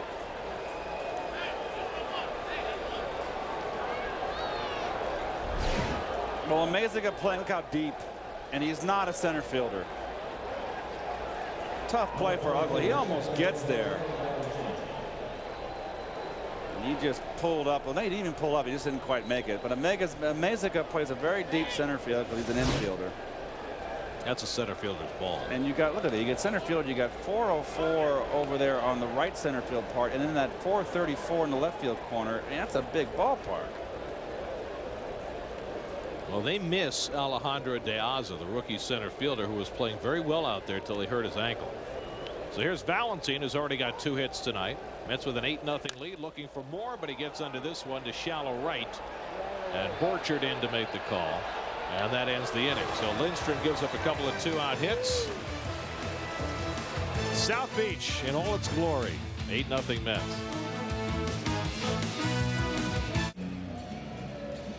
Well, I'm going to be interested in this, the answer to our Affleck trivia question, because this is one that neither Keith nor I knew. Met record for consecutive games with a hit by a left-hand batter. There you go, Johnny. You mentioned it. And he was one of the fine hitters, was he not? Well, he's got the highest single-season batting average in Mets history. Hit .354 in 1998. It's not easy to hit .354. What's the highest you ever hit in a season? .344. Eric Reed, the pinch hitter, just up from the minor leagues today. He took Alejandro De Aza's spot on the roster, with De Aza going on the DL. Speedy left-hand batter, and Maine falls behind him 2-0, and Lee Gardner also just back from the minor leagues, up in the bullpen for Florida.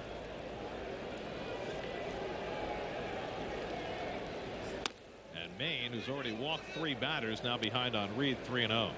Reed competed for the center field job with the Marlins this spring, and it was a wide open competition. And he walked him on 4 pitches. So second straight inning that Maine has walked the leadoff hitter. His 4th walk of the game. Well, De Aza just had an incredible spring. Well, they had Alex Sanchez in camp. They had Reggie Abercrombie. But De Aza, who was a long shot, won the job. Let's check in with Matt Yaloff for a Baseball Night in New York update. All right, Gary, the Braves touched up Carlos Zambrano for 4 runs in the first, but the Cubs are chipping away, doing it with little ball. Still 4-2 Braves this game in the bottom of the 4th. Back to you and Keith.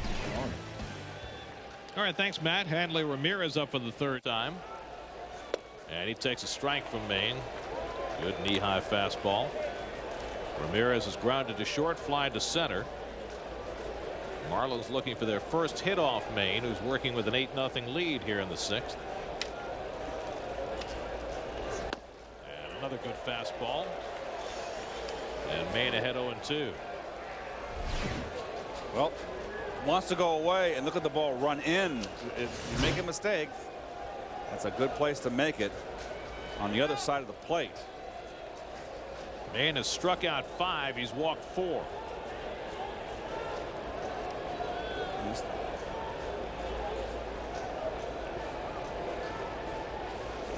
Struck him out.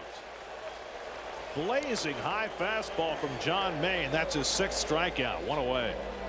Well, it's like a broken record. This is a weapon for him. That fastball, it just runs and rises up in the strike zone. And these hitters just not laying off. I would say the 8 days rest agrees with Mr. Maine. We talked about his numbers earlier on extra rest from last season, and that's certainly coming to fruition here. Well, this is certainly so far a very good bounce back game for John Maine. Ugla has been up twice and struck out both times. Hits the grounder to short. Reyes will have to hurry. Gets the out at second. Valentin turns it over. Valentin with another brilliant turn on the double play. 6-4-3, the Mets' 2nd of the night. And that helps John Maine keep the Marlins hitless through 6. 8-0 New York as we go to the 7th. The Mets came south tonight, and they got off to a fast start. 4 runs against Dontrelle Willis in the 1st inning before a single out was recorded. The Mets with a huge night with the bats, and John Maine a great night with the arm. No hits allowed over the first 6 innings. And now Maine comes up to lead off in the 7th against the new Florida pitcher Lee Gardner. Gardner was up with the Marlins earlier this season, just recalled today. And Maine takes a strike. This double play. Reyes makes it happen. Ball's not hit hard, comes in quickly. And look at Valentin turn, fearless. That is a beautiful double play. 0-2 to Maine, who's walked, sacrificed, and struck out tonight, with Reyes and LaDuca to follow. The Mets would just as soon Maine strike out and go back and sit in the dugout. He's got a no-no. How many pitches thus far, Gary? 85 through 6. And you know, the biggest problem for any pitcher who thinks about making history in that manner is most pitchers just don't go 9, no matter how many hits they give up. You got to go 9. Oh, sure. 1 and 2 to Maine, but you know, guys just aren't accustomed to doing it. And I'm sure everybody knows in Metland that an organization steeped in great pitching has never had a no-hitter. Into their 46th season. Struck him out. And so Maine will go sit and think about it. 1 out and nobody on. Weekday afternoons between 4 and 6. Log on to CW11.com for live traffic updates from the CW11's Commuter Cast. Check with Commuter Cast before you hit the road to find the fastest way home or the easiest way to Shea. Here's Reyes. A single and a double tonight. He's driven in 1 run. He's scored 2. He's now scored 16 runs in the first 13 games. Fouls off the first offering from Gardner. Reyes thought he had a pitch to hit. The Luggage Express box score littered with Met hits tonight. They've had 12 of them. Home run for Carlos Beltran. He has 3 RBIs. Reyes 2 more runs scored. Valentin his 3rd straight 2-hit game. 5 guys with double digits in hits. Another double digit offensive night for the team. 12 hits in this game. They're just wearing it out. I think Peterson's talking to him. Or just ignoring him. I think he's. And Reyes rips one toward the right field corner, and he'll be thinking triple. Borchard plays it off the wall, and Reyes just cruises into second with his 2nd double of the night. Borchard got to that ball very quickly, and so Reyes shut it down and settled for a 2-base hit, his 3rd hit of the game. Well, you can see Borchard right here. No chance. That ball just hit too hard. One hops the wall, and watch. Look at that swing. Reyes is just really coming into his own and realizes he hasn't got a chance for 3. But he was thinking about it. He sure was. He goes hard out of the box every time. He's aggressive. We like that. Loduca 0 for 3. He scored 2 runs tonight. Reached on an error and got hit by a pitch. And takes it low. Surprising to even see Loduca's name on the lineup card tonight after taking that shot off his index finger. I wasn't surprised. You hear his comment last night? He said, I just wanted to go in the corner and cry. It hurt so bad. But he's right back in there the next night, and Gardner behind him 2-0.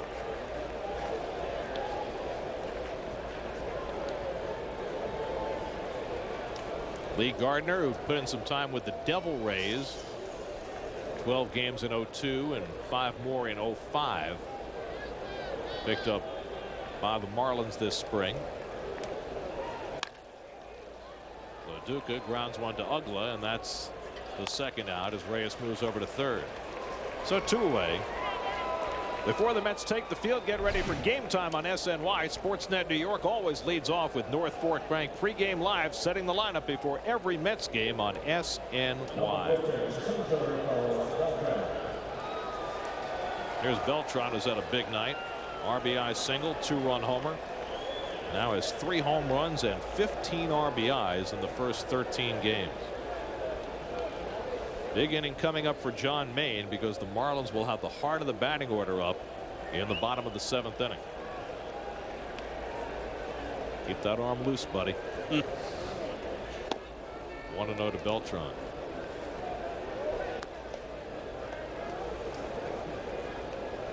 Keep that hammy loose. How much do you think John Maine knows about Mets history? That is a very good question. 1-1 to Beltran. The last time a Mets pitcher took a no-hit bid into the 7th inning, 2 years ago, Pedro Martinez against Houston. Chris Burke broke that up with a home run with 1 out in the 7th. Grounded foul. Pedro that same year took a no-hit bid into the 8th at Dodger Stadium. Broken up by an Antonio Perez triple, and in fact Pedro wound up losing that game.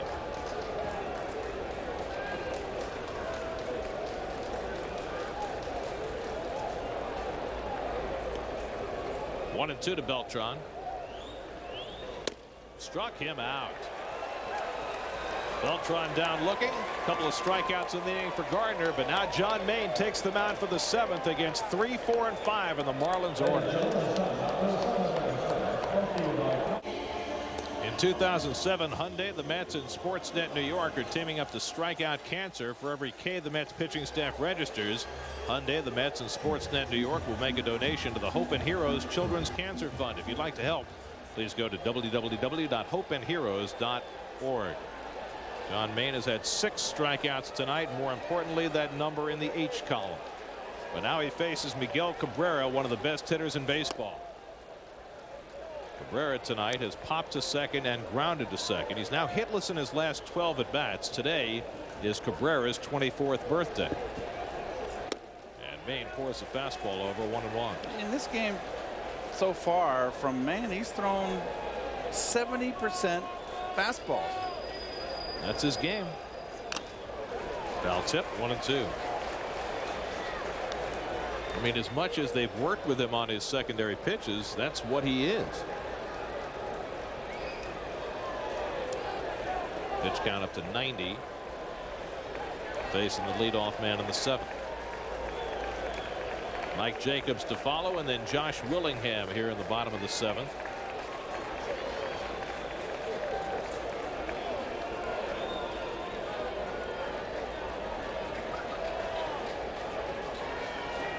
Ahead on Cabrera, 1-2.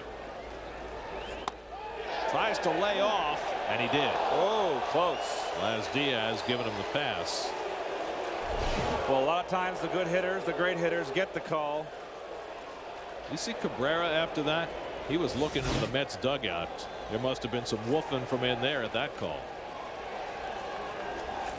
And Cabrera lines a base hit into right center field. And the Marlins have their first hit of the night.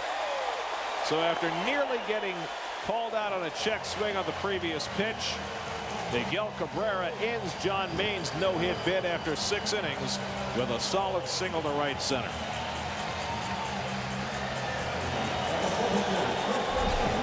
High fastball, not high enough. Got it belt high. Good hitting by Cabrera. 2 strikes, got beat. That's just good hitting. And he's just an outstanding hitter. And if you're going to give it up, it's the guy you don't really mind so much giving it up to. Here's Mike Jacobs.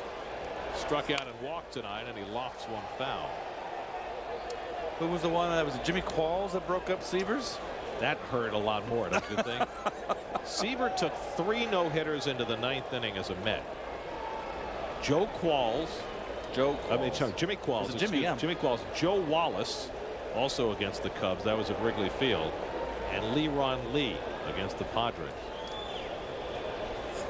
Oh, he threw that one right by him. Jacobs with the home run cut, and it's 0-2. Look at this. That's right in his wheelhouse where he likes it, and he just beat him. Looked like Babe Ruth in that swing, didn't he? He wanted all of that, and he got none of it. He is throwing hard. On the outside corner, strike 3 call. 7 strikeouts for John Maine, and that matches his career high. And Jacobs pauses to talk about it. Well, let's see. I thought he got a call here. Let's watch LaDuca. He's bringing it back in. I thought he got the call. The old adage, if it's close enough to be called a strike, you can't take it with 2 strikes. So 1 out and 1 on for Josh Willingham, who struck out and popped up to 3rd. Mets with an 8-0 lead as the Marlins bat in the 7th. John Maine held them hitless for the first 6 until Cabrera's single leading off this inning. Gets ahead of him with a slider. And a good one. Willingham was a big thorn in the Mets side last year. Watch this break. Just a little. That's all it takes. Late and right to the glove, knee high, outside corner. Good pitch.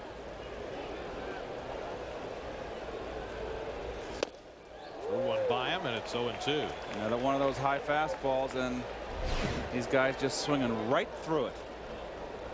See, but that ball going up at that last instant. It's still that uppercut swing that just makes it difficult to hit that high pitch if you don't stay level. Maine ahead. Throws the slider and misses 1-2. Willingham last year hit 5 home runs against the Mets and hit .358 against Met pitching. Joe Borchard on deck. Willingham, a good hitter. They've been trying to find a position for. Grounds it down to Delgado. Has the out at second. Reyes returned. Maine covers. Not in time. Looked like Reyes took a little bit off that throw, waiting for Maine to get there. I think Maine and Delgado were confused as to who was going to cover. Well, this has got to be Delgado. Look how close to the bag he is. It's got to be his play. Carlos doesn't move that great. And really, if Carlos is there, I think it's a double play. It's a hang-on slider. But look at the fundamentals. Maine got confused. He was a little bit surprised that Carlos didn't go back and cover the bag. And that's why Reyes had to kind of wait on that throw, although if he hit the bag, he's out. Did he get the bag? I thought he tagged the bag. Yeah, if he did, he's out. So 2 out, Willingham aboard, and here's Joe Borchard. And he takes ball 1. Borchard has struck out and walked tonight. One of 4 walks given up by Maine.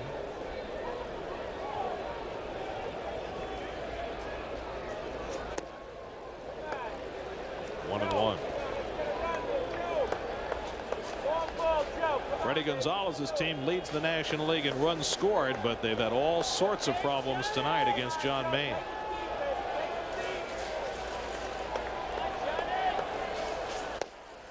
Off speed.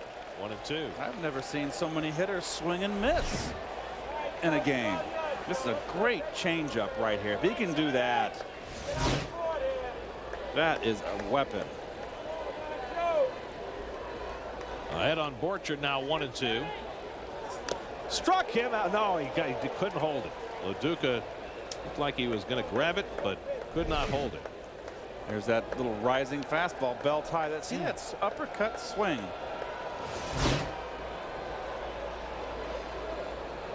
John Maine has 1 complete game in his career. That was last year. He threw a 4-hit shutout against the Astros last July at Shea. 2-2. He's up to 102 pitches now. You have to figure they'll certainly push him to the 8th if he can get Borchard here. Borchard hits one into dead man's alley in center field. Beltran back, and it's out of here to the deepest part of the ballpark. Over that 434 mark. A 2-run homer for Joe Borchard, his 2nd of the year, and that breaks up John Maine's shutout bid. It's 8-2 New York. That is a mammoth home run off the bat of Joe Borchard.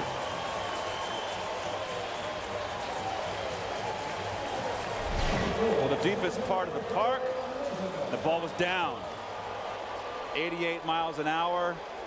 That's a fastball he just didn't get. He's been throwing consistently in the 90s, Gary.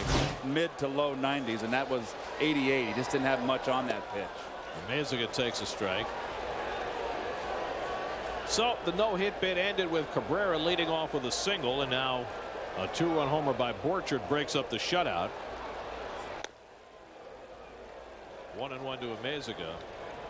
But that's only the 2nd home run Maine's allowed this year. Last year the home run ball was his bugaboo.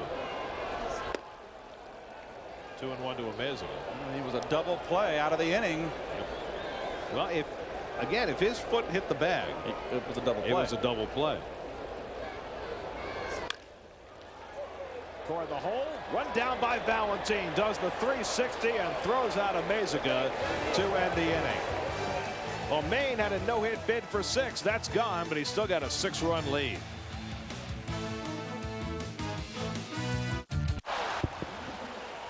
Oh, disappointed John Maine after taking a no-hit bid into the 7th inning. Gave up the single to Cabrera and the 2-run homer to Borchard. But he has had himself a fabulous night, particularly going up in the zone. 14 swings and misses at fastballs up in the strike zone. Fastballs. And Delgado rockets one foul.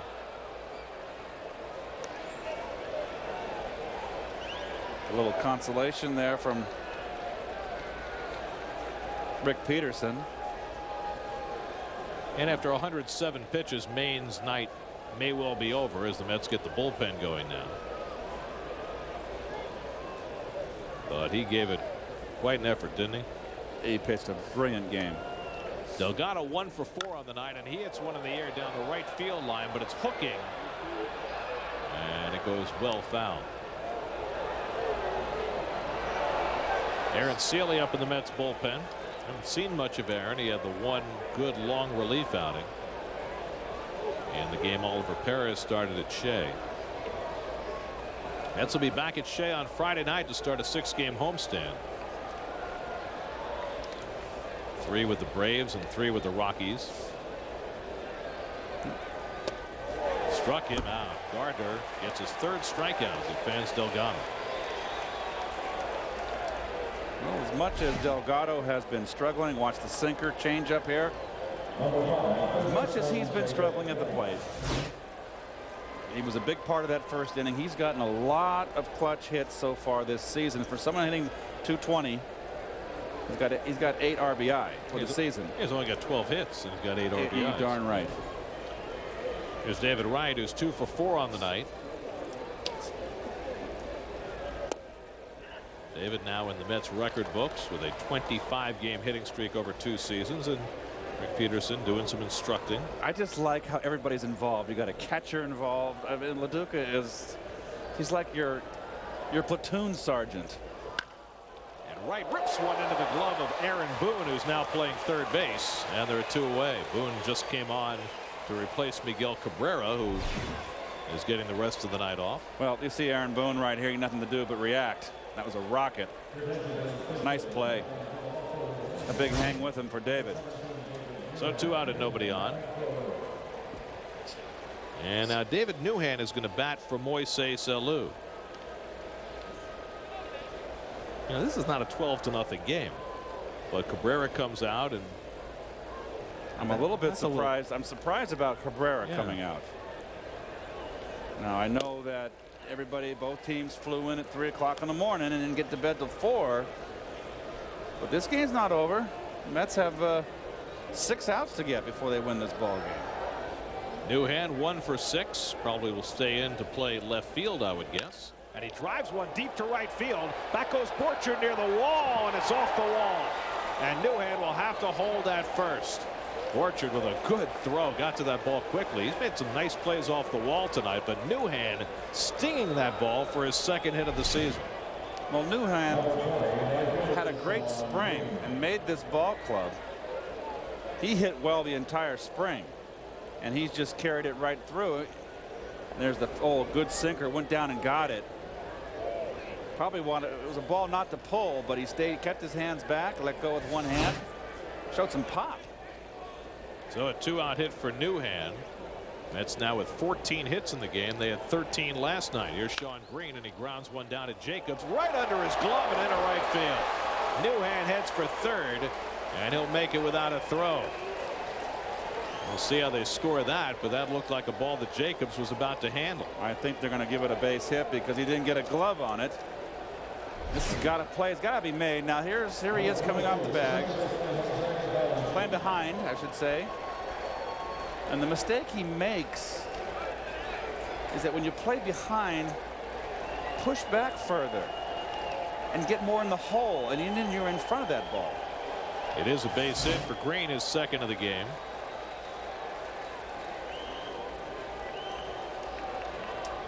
Six different Mets have at least 2 hits in this game, and one of them at the plate, Jose Valentin.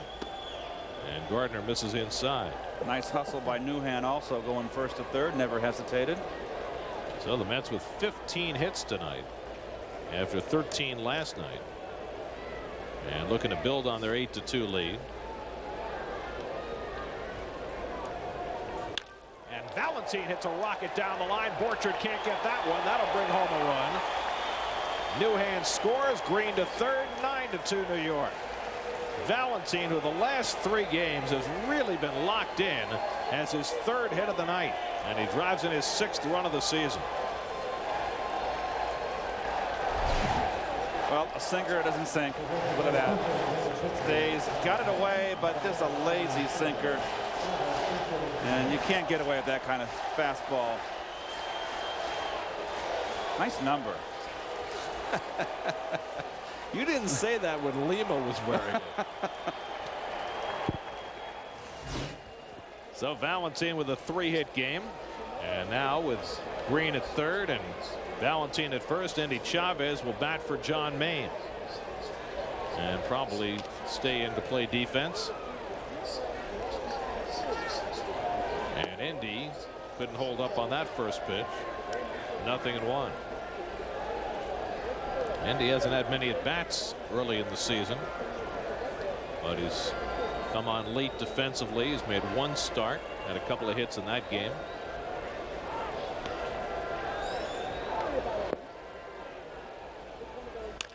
Grounds this one toward the hole. Jacobs gets a glove on this one, and Gardner's able to find the bag for the final out of the inning. But the Mets string together 3 straight 2-out hits to add a run. 9-2 New York as Aaron Seeley comes on to pitch.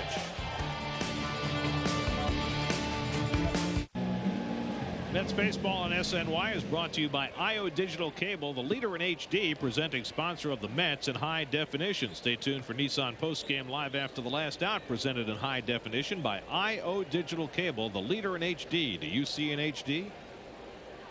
Andy Chavez stays in the game in left field. Aaron Seeley on to pitch. And he throws a strike to Matt Trainer. What's the good game for Seeley to get in right here?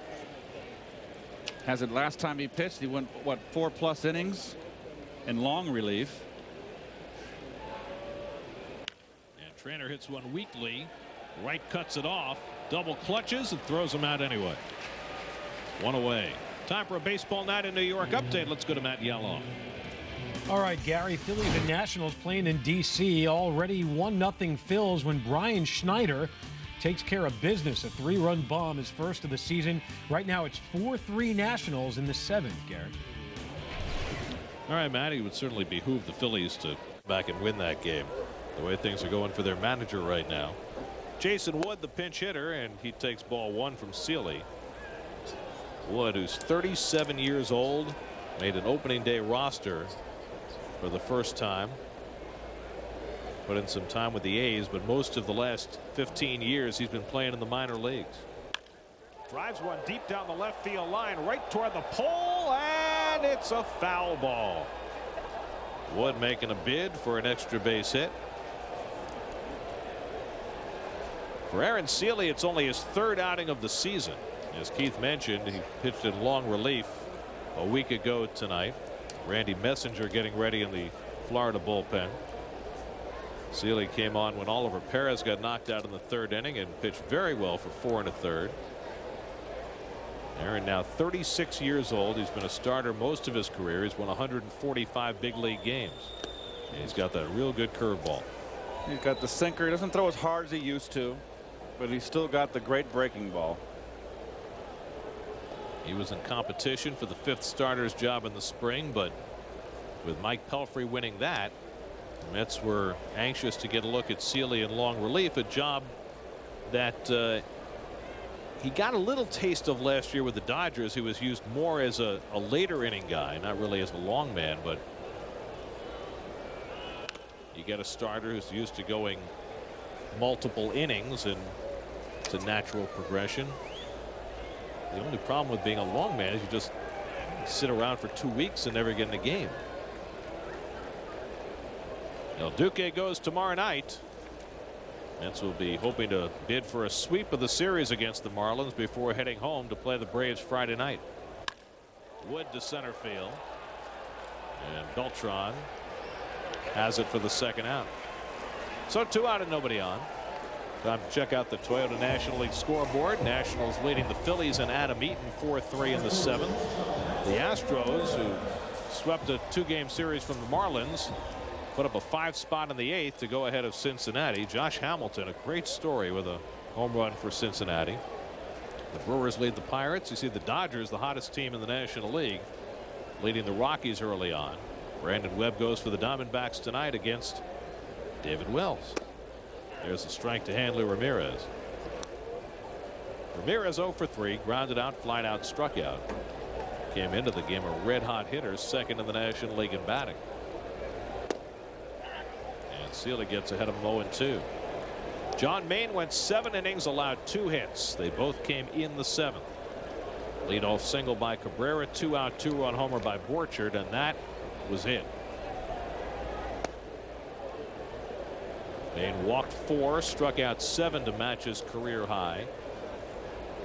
And that's one thing Maine does, and he needs to work on, I'm sure, is he does tend to give up too many walks. I mean, we're not going to criticize his performance today. It was a brilliant performance. But I'm sure under the critical eye of Rick Peterson, and I'm sure John Maine is his worst critic. He's probably mad when his day is through. He probably is not upset about the home run. He's probably more upset about the 4 walks. And Ramirez lines one down the left field line. That's a fair ball. Cut off by Chavez. Ramirez heads for second. The throw by Chavez. He goes in standing and he just makes it. That's a mistake by Ramirez, and he got away with it against the brilliant outfield play of Endy Chavez. Well, we've seen enough of this from Endy last year. He's got a very strong arm. Perfect throw, one hop, and how the play's in front of you as a runner. I mean, Chavez is right in front of you. The ball coming in is right in front of you. You got to slide. So Ramirez has his 3rd double of the year, and Endy almost got another notch in his belt. Here's Uggla, and he takes the curveball for a strike. Tough night for Uggla. 2 strikeouts and a double play. Uggla, a great story last year. Rule 5 draft pick out of the Arizona organization, and he had a tremendous rookie year. Breaks his bat, and Wright handles this one, and that retires the side. So Aaron Sealy comes in to throw up a 0. And Reyes will get a chance for a 4th hit as he comes up to lead off the 9th. Now time to answer our text poll question of the night. Where do you think Dontrelle Willis will pitch next year? Let's see how many people are dreamers. Yeah, I figured there'd be a few. Keep in mind that Dontrelle didn't come up till the middle of 03, so he's not a free agent until after the 2009 season. As Jose Reyes leads off against the new Marlins pitcher Randy Messenger. Reyes with 3 hits tonight. Well, you see Messenger's 8th game here. 6'6", 240. My goodness, big man. And he throws hard, and he's been the most successful Marlins reliever so far this year. It's about the only guy they haven't considered for that closer's role, and maybe he gets the next shot. Reyes with a single, 2 doubles, an RBI, 2 runs scored tonight. Ho-hum, average day at the office for Reyes.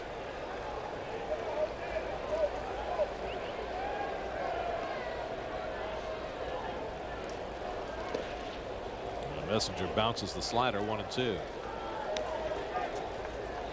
These are the kind of games right here. 9-2 as a hitter. Don't want to give that at bat away. Reyes is 3 for 5. Make it 4 for 6. So as a hitter, as he screws himself into the ground, you want to be Gordon Gekko. Greed is good. Yes, absolutely. Mike Douglas special. Michael Douglas.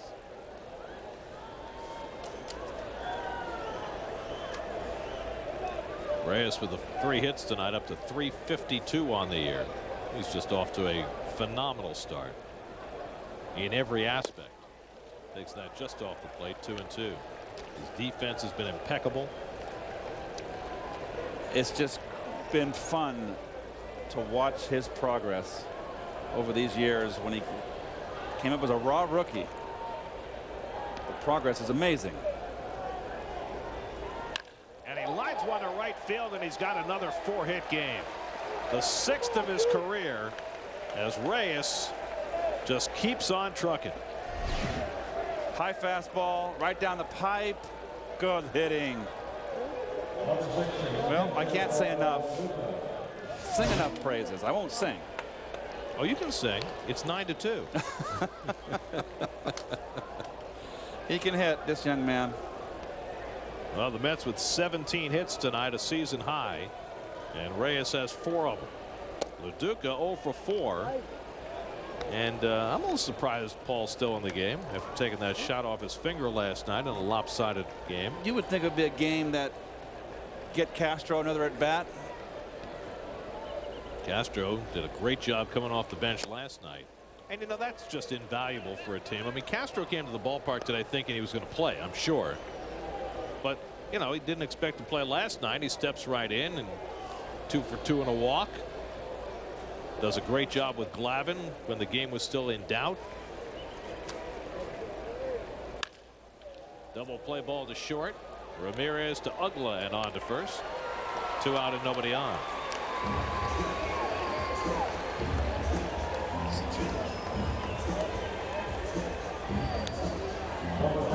So now Beltran, who has an RBI single and a 2-run homer tonight. Mets scored 4 runs in the first inning off Dontrell Willis before a single out was recorded. And they have cruised from there. The only real drama in the middle of the game was John Maine's no-hit bid. Held the Marlins without a hit for the first 6 innings before Miguel Cabrera broke it up.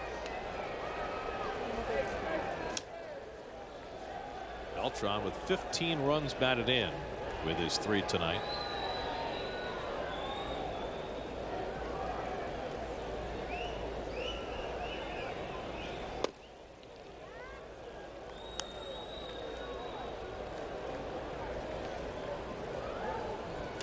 Well, the first year of Beltran as a Met is a distant memory, is it not, Gary? He's not that player. He never was that player, but it was one of those adjustment years. This is a snowball year for him. He just couldn't get untracked, and still look back last year, Gary, with Julio Franco after he hit that home run at Shea. Popped it up. Ugla and Ramirez both looking for it, and Ugla takes charge. Side retired. So the Mets are 3 outs away from a victory, and Aaron Hyman will try and finish it off.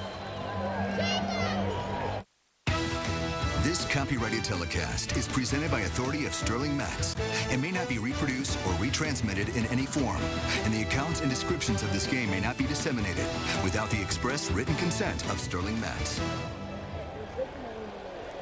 Last of the ninth, and Aaron Hyman tries to finish things off for New York. Well, if you're wondering why Aaron Hyman's in a mop-up game here, he has not pitched since the 13th, 5 days ago. And in that game, he only faced 1 batter. And got a win. Well, the Mets raked last night on a cold night in Philly, and their bat's even hotter tonight. 17 hits and 9 runs tonight. Makes the manager's job very easy. Aaron Boone up for the first time after taking over for Cabrera at third base. Boone, who played in Cleveland last year, really the lone veteran presence on this Marlins team. Going to take over the role Wes Helms played for the Marlins last year. Boone lifts one to shallow right. And Valentin out, covers a lot of ground, 1 away.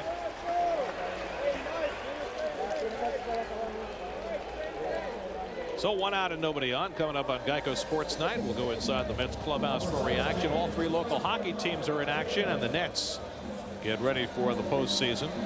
All up on Geico Sports Night. And you know, I was thinking, Keith, as John Maine was making his bid to become the first ever Mets pitcher to throw a no-hitter, that if it had happened, we might have lost Howie Rose forever. Because Howie's not here tonight. He's with the Islanders. And can you imagine if he weren't here for the first ever Mets no-hitter? As Jacobs hits one to center field, and Beltran is there. And there are 2 away. I mean, there would have been, I mean, if not clinical depression, then something, you know, some real angst. Well, he might have vented on us. So it's just as well that it wasn't tonight. By the way, the Islanders trail 3-2 in the 3rd against the Sabres. I mean, you know, how he lives and dies with this team. Willingham lifts it to right field, and this should do it. Sean Green is there, And Aaron Howman on 4 pitches completes the effort that John Maine started. Maine made a no-hit bid for 6 innings tonight. The Mets mashed early against Dontrell Willis, who loses for only the 2nd time in his career in the month of April. And the Mets put on a hitting show tonight as they beat the Marlins in their first meeting of the year. Well, double digits in hits offensively, 17 hits. Willie Randolph right there, happy camper. So a strong effort by the Mets tonight. They really enjoyed the 80-degree temperatures. Back with more from Miami in a moment.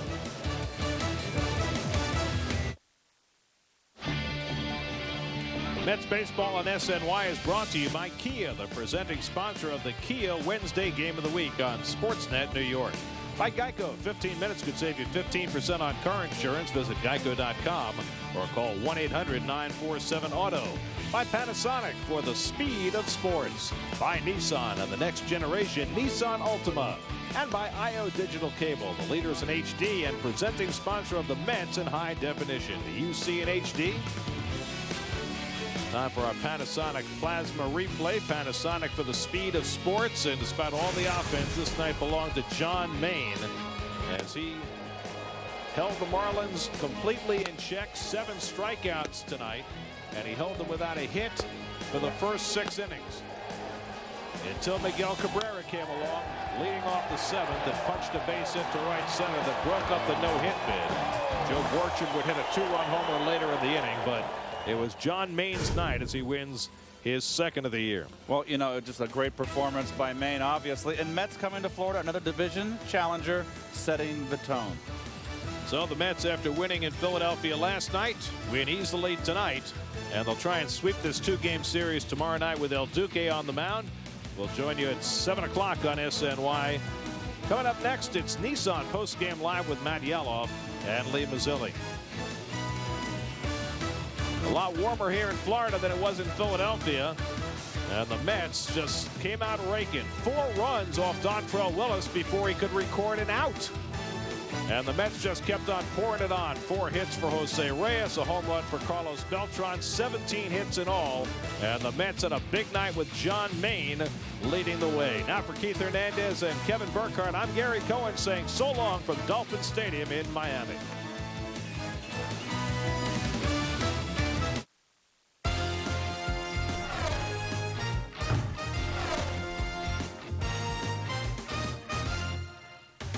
So John Maine flirts with Mets history, and the Mets put the hurt on Dontrell.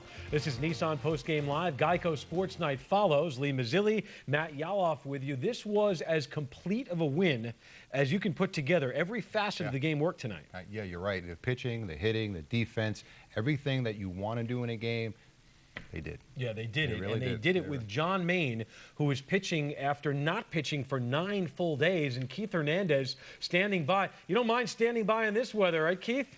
Oh, it's beautiful down here, guys. Trust me. Let's talk about how strong Maine looked. I mean, he's sneaky fast to begin with, but he's up in the top of the zone there, blowing guys away. That's the extra rest, yes?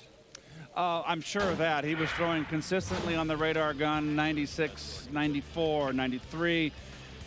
Lee, you saw it up there, and I saw it a lot last year. A lot of hitters swinging and missing at that fastball, just around the letters. It seems it has a little bit of rise to a little giddy up to it, and they just didn't adjust and make him bring it down. Right. But that is a serious weapon for him. Yeah, Keith, you're right, because I think when he throws at 94, 95, he can get away with that pitch up there. But if you're throwing at 90, that's not going to happen. Yeah, he was he was throwing very hard tonight. That is for sure, and it was probably due to the pitching on the 9th day. Right. You know what? Looking at Maine's game tonight, obviously it was a great game. But watching Willis throw tonight, I think the Mets had a game plan. Looked like they were going to hit early in the count, which they did. But my question is, looking at the game in the first inning, and no one went out to see Dontrell at all. Like you used to do with the Mets, you go out there, if someone is, rushing the ball up there or getting hit, you're going to slow the pace of the game down. You're going to try to change something around. They just let this kid go out and pitch, and the Mets just took advantage of it. Well, I think you're right. It's a very good comment on your part, an observation, I should say. A lot of first ball, fastball hitting. It looked like the right-hand hitters were setting up on the outside corner. A lot of base hits in the first inning. I mean, it happened so fast. All of a sudden, boom, the Mets had 4 runs on the board before you can bat an eyelash. It just happened that quickly. And a lot of first ball hitting. Alou first ball hitting. Beltran in that inning, first ball hitting, both fastballs away, going the other way. And, of course, Jose Reyes in the middle of everything. Yeah, Keith, I mean, it's almost becoming silly that every game this guy starts, and it's over and over and over. And you talked about his ability now improving and hitting breaking balls. He's doing that. So how can you pitch him at this point right now? Well, you've got the good hitters, you got to mix it up. I mean, Jose still has a tendency, if you have a good breaking ball, to fish for a bad breaking ball. But, you got to make the pitches. And, pitchers are going to make mistakes, and you don't make mistakes to good hitters. And, Jose's come such a long way with his bat now. I mean, since the start of the season, he has sprayed the ball all over the field. And he's got pop, too, in his bat. He's already got 1 home run. So, he's just, the sky's the limit for him. It's fun for me to be up here and watch him play every day. And particularly with the history I have being here this long and seeing him as a rookie, a young rookie, and as his progression over the years he's been here. I mean, he's ready. I mean, he's not ready. He's on the center stage here to become one of the premier, and he already is one of the premier players in the game. Yeah. He's at the top, obviously, and he gets things going. But when a guy like Valentin in the 8-hole gets hot, and then all you have is the pitcher between Valentin and Reyes, that makes the lineup even more dangerous, and Valentin is now on the uptick. Well, they said it before. It's like an American League lineup here, that the Mets, and they're solid from 1 through 8. You got a veteran hitter like Valentin hitting in the 8th spot. He got 3 hits tonight. I thought he swung the bat great last night. He's been one of the guys that's gotten off to a slow start, and I just felt last night with his 2 hits last night, the 2 doubles. I thought he swung the bat really good. I saw him getting on the bus. I just said, "You swung the bat good today," and he said, "Yeah, I feel good. It's coming." So it's not a surprise to me now coming down here to this hitter's weather after being up there in that miserable cold where you guys are, to come here now and all of a sudden it's warm, and boy, the Mets just responded with 17 hits. Yeah, and Valentin 3 for 5 tonight. Keith Hernandez, thank you. You got it. All right, we'll see Keith Hernandez tomorrow here on SNY. Let's go back to the conversation you had with Hernandez talking about the game plan the Mets hitters had against Dontrelle. You pointed that out as it was happening in the very first inning of this game. Reyes leads off with a hit on the 3rd pitch, and we pick it up from there. Let's talk a little bit about what the Mets did, starting with Carlos Beltran. Well, you look at Beltran right here. First pitch, even though the pitch is away, he's ready to hit. Pitch takes the ball the other way. First pitch, Delgado next up, first pitch, boom, base hit. So, and here comes Alou. Alou, first pitch, even though it's away, takes the ball the other way. But the Mets, what they did was they said, let's get Dontrelle early. We'll get him early in the count, and that's exactly what they did. First ball, fastball hitters, but let's get him early. So what they do is, they'll go over meetings, and they'll talk about this, and they'll say, Dontrelle likes to get that fastball over early in the count once they get ahead for strike 1. Well, you know what? We're not going to wait for him to throw strike 1. We're going to jump on it, and that's what they did. And they had a game plan, and it worked real quick. They got 4 runs in a blink of an eye. They got him early in the count, and they got him early in the game. But to Dontrelle's credit, most pitchers good pitchers make adjustments. Second time through, he treated them a little differently. Yeah, he did. And I think when Beltran came up, at one time he like 3 or 4 balls fouled, but he came in, and tried to take him off the plate. So you got to have to give him a little credit. But then again, the Mets lineup was just too devastated for them tonight. And with Maine on the mound, it just didn't work out for the Marlins. They were done before they really even started. Nissan Postgame Live is just getting started. It's presented in high definition by IO Digital Cable, the leader in HD. Do you see in HD? When Maz and I return, we go inside the game, and what a game for the Mets offense. Hitting galore. Carlos Beltran going deep, just one of the highlights tonight.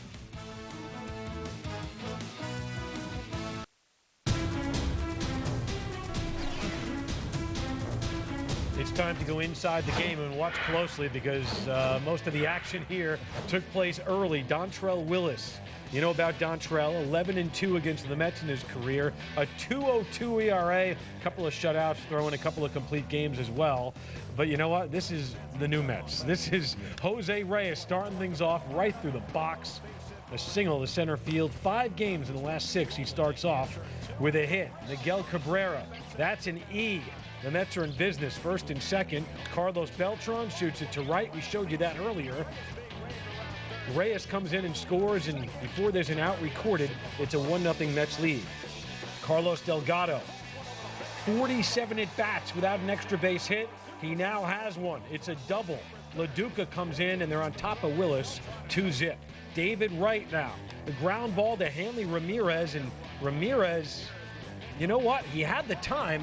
What happened there? Looked like he just double clutch. Got to get rid of the ball quick. A bad time for that because another run scores. The Mets are up 3-0. Moises Alou also hitting like it's a beach ball. Delgado comes in. It's 4-0. LaDuca again in the second inning. Slow roller, third base, and this is just truly amazing. This is as good a play as you're going to see by a pitcher right there. And you're talking about 240 pounds of a pitcher makes the beautiful play. David Wright, guess what? Hitting 25 straight. That's a new Mets record. Goes from 06 to 07. Then there's John Maine. John Maine in the second on Mike Jacobs. How about Josh Willingham? Josh Willingham on the corner there. And then Joe Borchard swinging. That's coming up, right? That's the heat up. Yes, around the letters right there. 1, 2, 3 for Maine. Bottom third, he's rocking, and Matt Trainer draws the walk, so the Marlins finally have themselves a base runner. Maine gets Ramirez to fly out. Hanley Ramirez flies out. Beltran inning over in center field. Top four, LaDuca lead. All right, that got him. That nipped him there. The first batter hit by Willis this season. Next batter, Carlos Beltran. This one gets out. I mean, that's a New York second, not a minute. In a hurry. In a hurry. And it's the same thing. You look at it, pitch is just right over the plate, but it's the first pitch, and my game plan is I'm going after him right away. And look, Montreal's not a happy camper. No, and he shouldn't be. He hasn't been frustrated like this all season. Valentin leads off the fifth. A little single there to left center field. Ninth hit by the Mets, and then check out Reyes on a 1-2, falls over himself. And then that. I mean, talk about adjustments on the fly. Yes, he did, yeah. This one goes into the gap there. You're thinking triple? Nah, it's not a triple. But Jose Valentin comes in. He's coming in. Alomar sends him from third. And was he in? Was he not in? Reyes to third on the throw. Yeah, that's a great play for him to score. But you know what, Matt? I mean, that's a dangerous play, sliding head first into a catcher with all that gear on. You could slide in there, maybe try to take the catcher out, but that's a dangerous play. You got hands, you got legs everywhere, but he is safe. No harm done. Paul LaDuca batting. The pitch gets away, and here comes Reyes. Another play at the plate. The ball falls out of Willis's glove. It's 8-0 Mets. Bottom five, Maine gets some help from the defense. We've seen it all year long. Matt Trainer hits into a double play. His 22nd of the year. 22nd for the Mets turn this year. Bottom six. This time, Ugla into the double play. This defense continues to shine, Matt. It's just unbelievable. Turn into double plays, Matty. Bottom seven, Maine with a no-hitter still. Whoa, did Cabrera go on that one? On the 1-2? No, he didn't. And then, wouldn't you know it, Laz Diaz says no swing, and Miguel Cabrera says no-hitter. There's John Maine. He goes 6 full without giving up a hit. But now the Marlins have themselves a hit. But he gets Mike Jacobs there on the corner. And then Willingham hits into a force. And then Joe Borchard, a 2-2 pitch. This is to the Muskogee Indian Village. That's where that one goes. Tip your hat there. That's a long way out there. All right, so the shutout is over. It's 8-2. Maine comes back. It's Alfredo Amezaga to ground out. Maine goes 7 innings, gives up 2 hits, 2 runs, 7 strikeouts as the Mets win it by a score of 9-2. And you know what? Let's go back to John Maine now, Maz. We talked about how strong he looked. You know, it's funny with Maine. You can pretty much tell early in the game when this guy is focused, and I mean mentally focused. He was on, and you could see it in his eyes. Yeah, you can. You know what? I had him in Baltimore, and he was just coming out of the minor leagues, and he came up and pitched a game or two.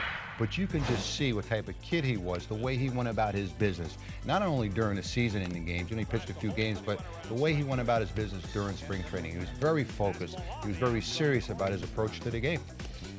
So John Maine records the win. He's gotten some serious run support this year. It's pretty ridiculous. Only 9 tonight, you know. I mean, they get double digits in his other 2 starts. But, you know, John Maine, the 7 strikeouts, the 4 walks. And, look, I know it was considered mop-up duty, but Seeley hasn't pitched in a while. Heilman hasn't pitched in a while. This is a good scenario. Get these guys in. Get them no work. Question. And Willie's looking at exactly what you're talking about. They have not pitched in a few days. here's the perfect time to get him in. Heilman needs to get an innings work. He did, and so did Seeley. So it was a good time for them to get an innings in. All right, the Mets box score reveals, big surprise. I know you're shocked. Jose Reyes with a monster game, 4 for 6 in this game, and he continues to pile up ridiculous numbers. Beltran drives in 3, and let's hear it for Carlos Delgado as far as that double is concerned early in the game. We talk about it when he's slumping. 1 for 5 doesn't necessarily signify the end to the slump, but it's got to feel good for a veteran who knows he hasn't been pulling his weight offensively. And it makes you part of the team, knowing that you contribute. Yeah.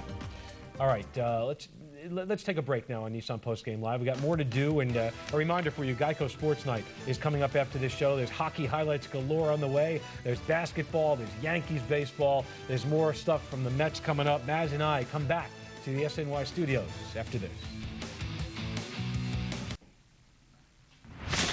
Nissan play of the game, 5th inning. Jose Reyes up. Jose Reyes to right center field. Jose Valentin is waved around by Sandy Alomar Sr., and you got to play at the plate here, Maz, and this is creative sliding.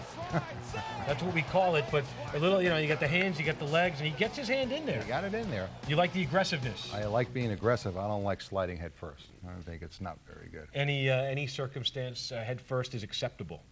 If you're safe and if it wins you a World Series, yeah, then you can do it. All right, well, maybe that's in the future. Willie Randolph certainly hopes so, and he spoke to the media. Here are his comments a few minutes ago. Yeah, somewhere around there. Yeah, I thought there was a scratch single somewhere, probably because he had a few walks. I just didn't, really focus on it because he did have some base runners, So, yeah. It's kind of a hypothetical thing, Willie, but his pitch count was kind of getting up.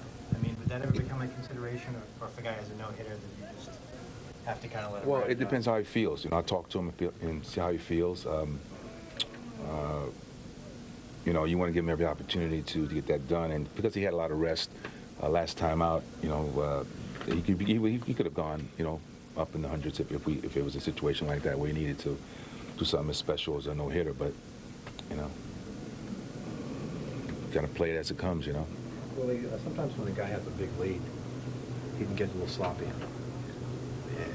But he didn't do that. He got us on base, but he got out of the innings.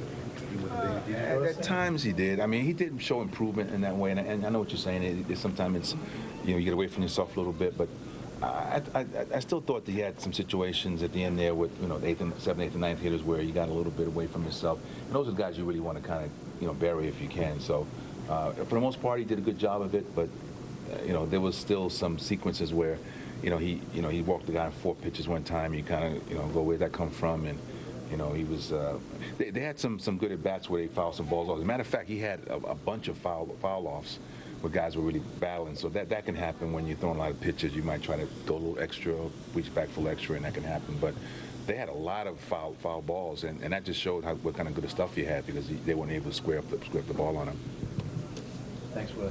All right. Well, the weather, wreaked havoc with this team, almost every team in baseball. But Willie Randolph, Rick Peterson had to kind of get this rotation reset. And they made the right choices so far by keeping Glavine where he was and moving Maine. This is never working going out. to move your ace around. He's going to stay where he's at. He's going to pitch every 5th day, and everyone else works around him. And it worked out again. Yeah. And then tomorrow's going to be Orlando Hernandez. So they're pressing the right button. That goes to knowing your personnel. Oh, there's no question. You have to. You got to know how far your guy can go, what's the best team or best matchup for him as well, too. And they look up at the matchups. They'll look at who they're going to play the next series and who might fit in. If they have a day off somewhere, they might skip a guy, put the right guy in there. Well, earlier today on North Fork Bank pregame, we talked about John Maine historically being stronger and better with more rest. And he had a lot of rest, about a week and a half of rest, and he performed very well. Here's John Maine speaking tonight after beating the Marlins. Did it ever enter your mind, even after you leave, of, wow, I could have been the first one? I wasn't aware of that till you just said it, honestly. And it's not something, I mean, it's next to impossible to do. So it's not something, at this point, I'd want to go out there and just, get innings and help the team win. I don't think about anything like that. What was it like taking them down with a 4-run lead? It makes it easier, but I kind of get in that habit sometimes where, I got to go out there and think that it's, 0-0 still. And I did a good job of that tonight. Were guys talking to you during the game? No. Okay. Were they talking to you less than usual? Like, did anything give it away that, No, I mean, something's going on here? There's some chatter here and there, but nothing. No really long dialogues between other players. You seemed to, when it was over, after the inning was over, John, you kind of slapped your hand in your glove, and was there a little, not frustration, but you were close to something that it's tough to get to? No, I think it's frustration because, you know, that was the only changeup I left up all game, and he, you know, he hit it good, and I think that, you know, I didn't do my job covering first base. The double play went down the inning, but you know, it's the things you got to learn from, and but I was just a little disappointed in that changeup, especially. The changeup was to Borchard or Cabrera? Borchard. And Cabrera hit was on fastball. John, what did Duke? I think you walked the leadoff guy 2 innings in a row, and Duke came out after the second time. I guess throw it over the plate. You got an 8-0 lead, or let's go. He's like, let's go. Don't get lazy on me. You just, you know, quit messing around. Let's go. And, you know, I like it. I like when he comes up there and gets in my face a little bit. I need it every once in a while, and you know, I appreciate it for that. John Maine. John Maine's looking not only more comfortable in the mound, Maz, but he looks more comfortable dealing with the media as well. Yeah. You know what I like? What he just said, that what he was doing on a double play, he should have covered. I didn't get over quick enough to cover. And you know what? Sometimes you don't know. You look back, that might have cost him a no-hitter. You don't know if he would have went 8 innings. But you know what? He recognized that. And he also said that even though I had a 4-run lead going out in the first inning, I want to think it's 0-0 to keep me in the game. And that's good thinking on his part. Yeah, you saw the pitching probables for tomorrow's game. You'll see that game here on SNY. Orlando Hernandez will be the story for the Mets going into that game. That's a wrap on Nissan Postgame Live. Much more from the Mets and ton of hockey and basketball coming up on Geico Sports Night. Thanks a lot for watching. I'm Matt Yalla. I'm Lee Mazzilli. Good night, New York.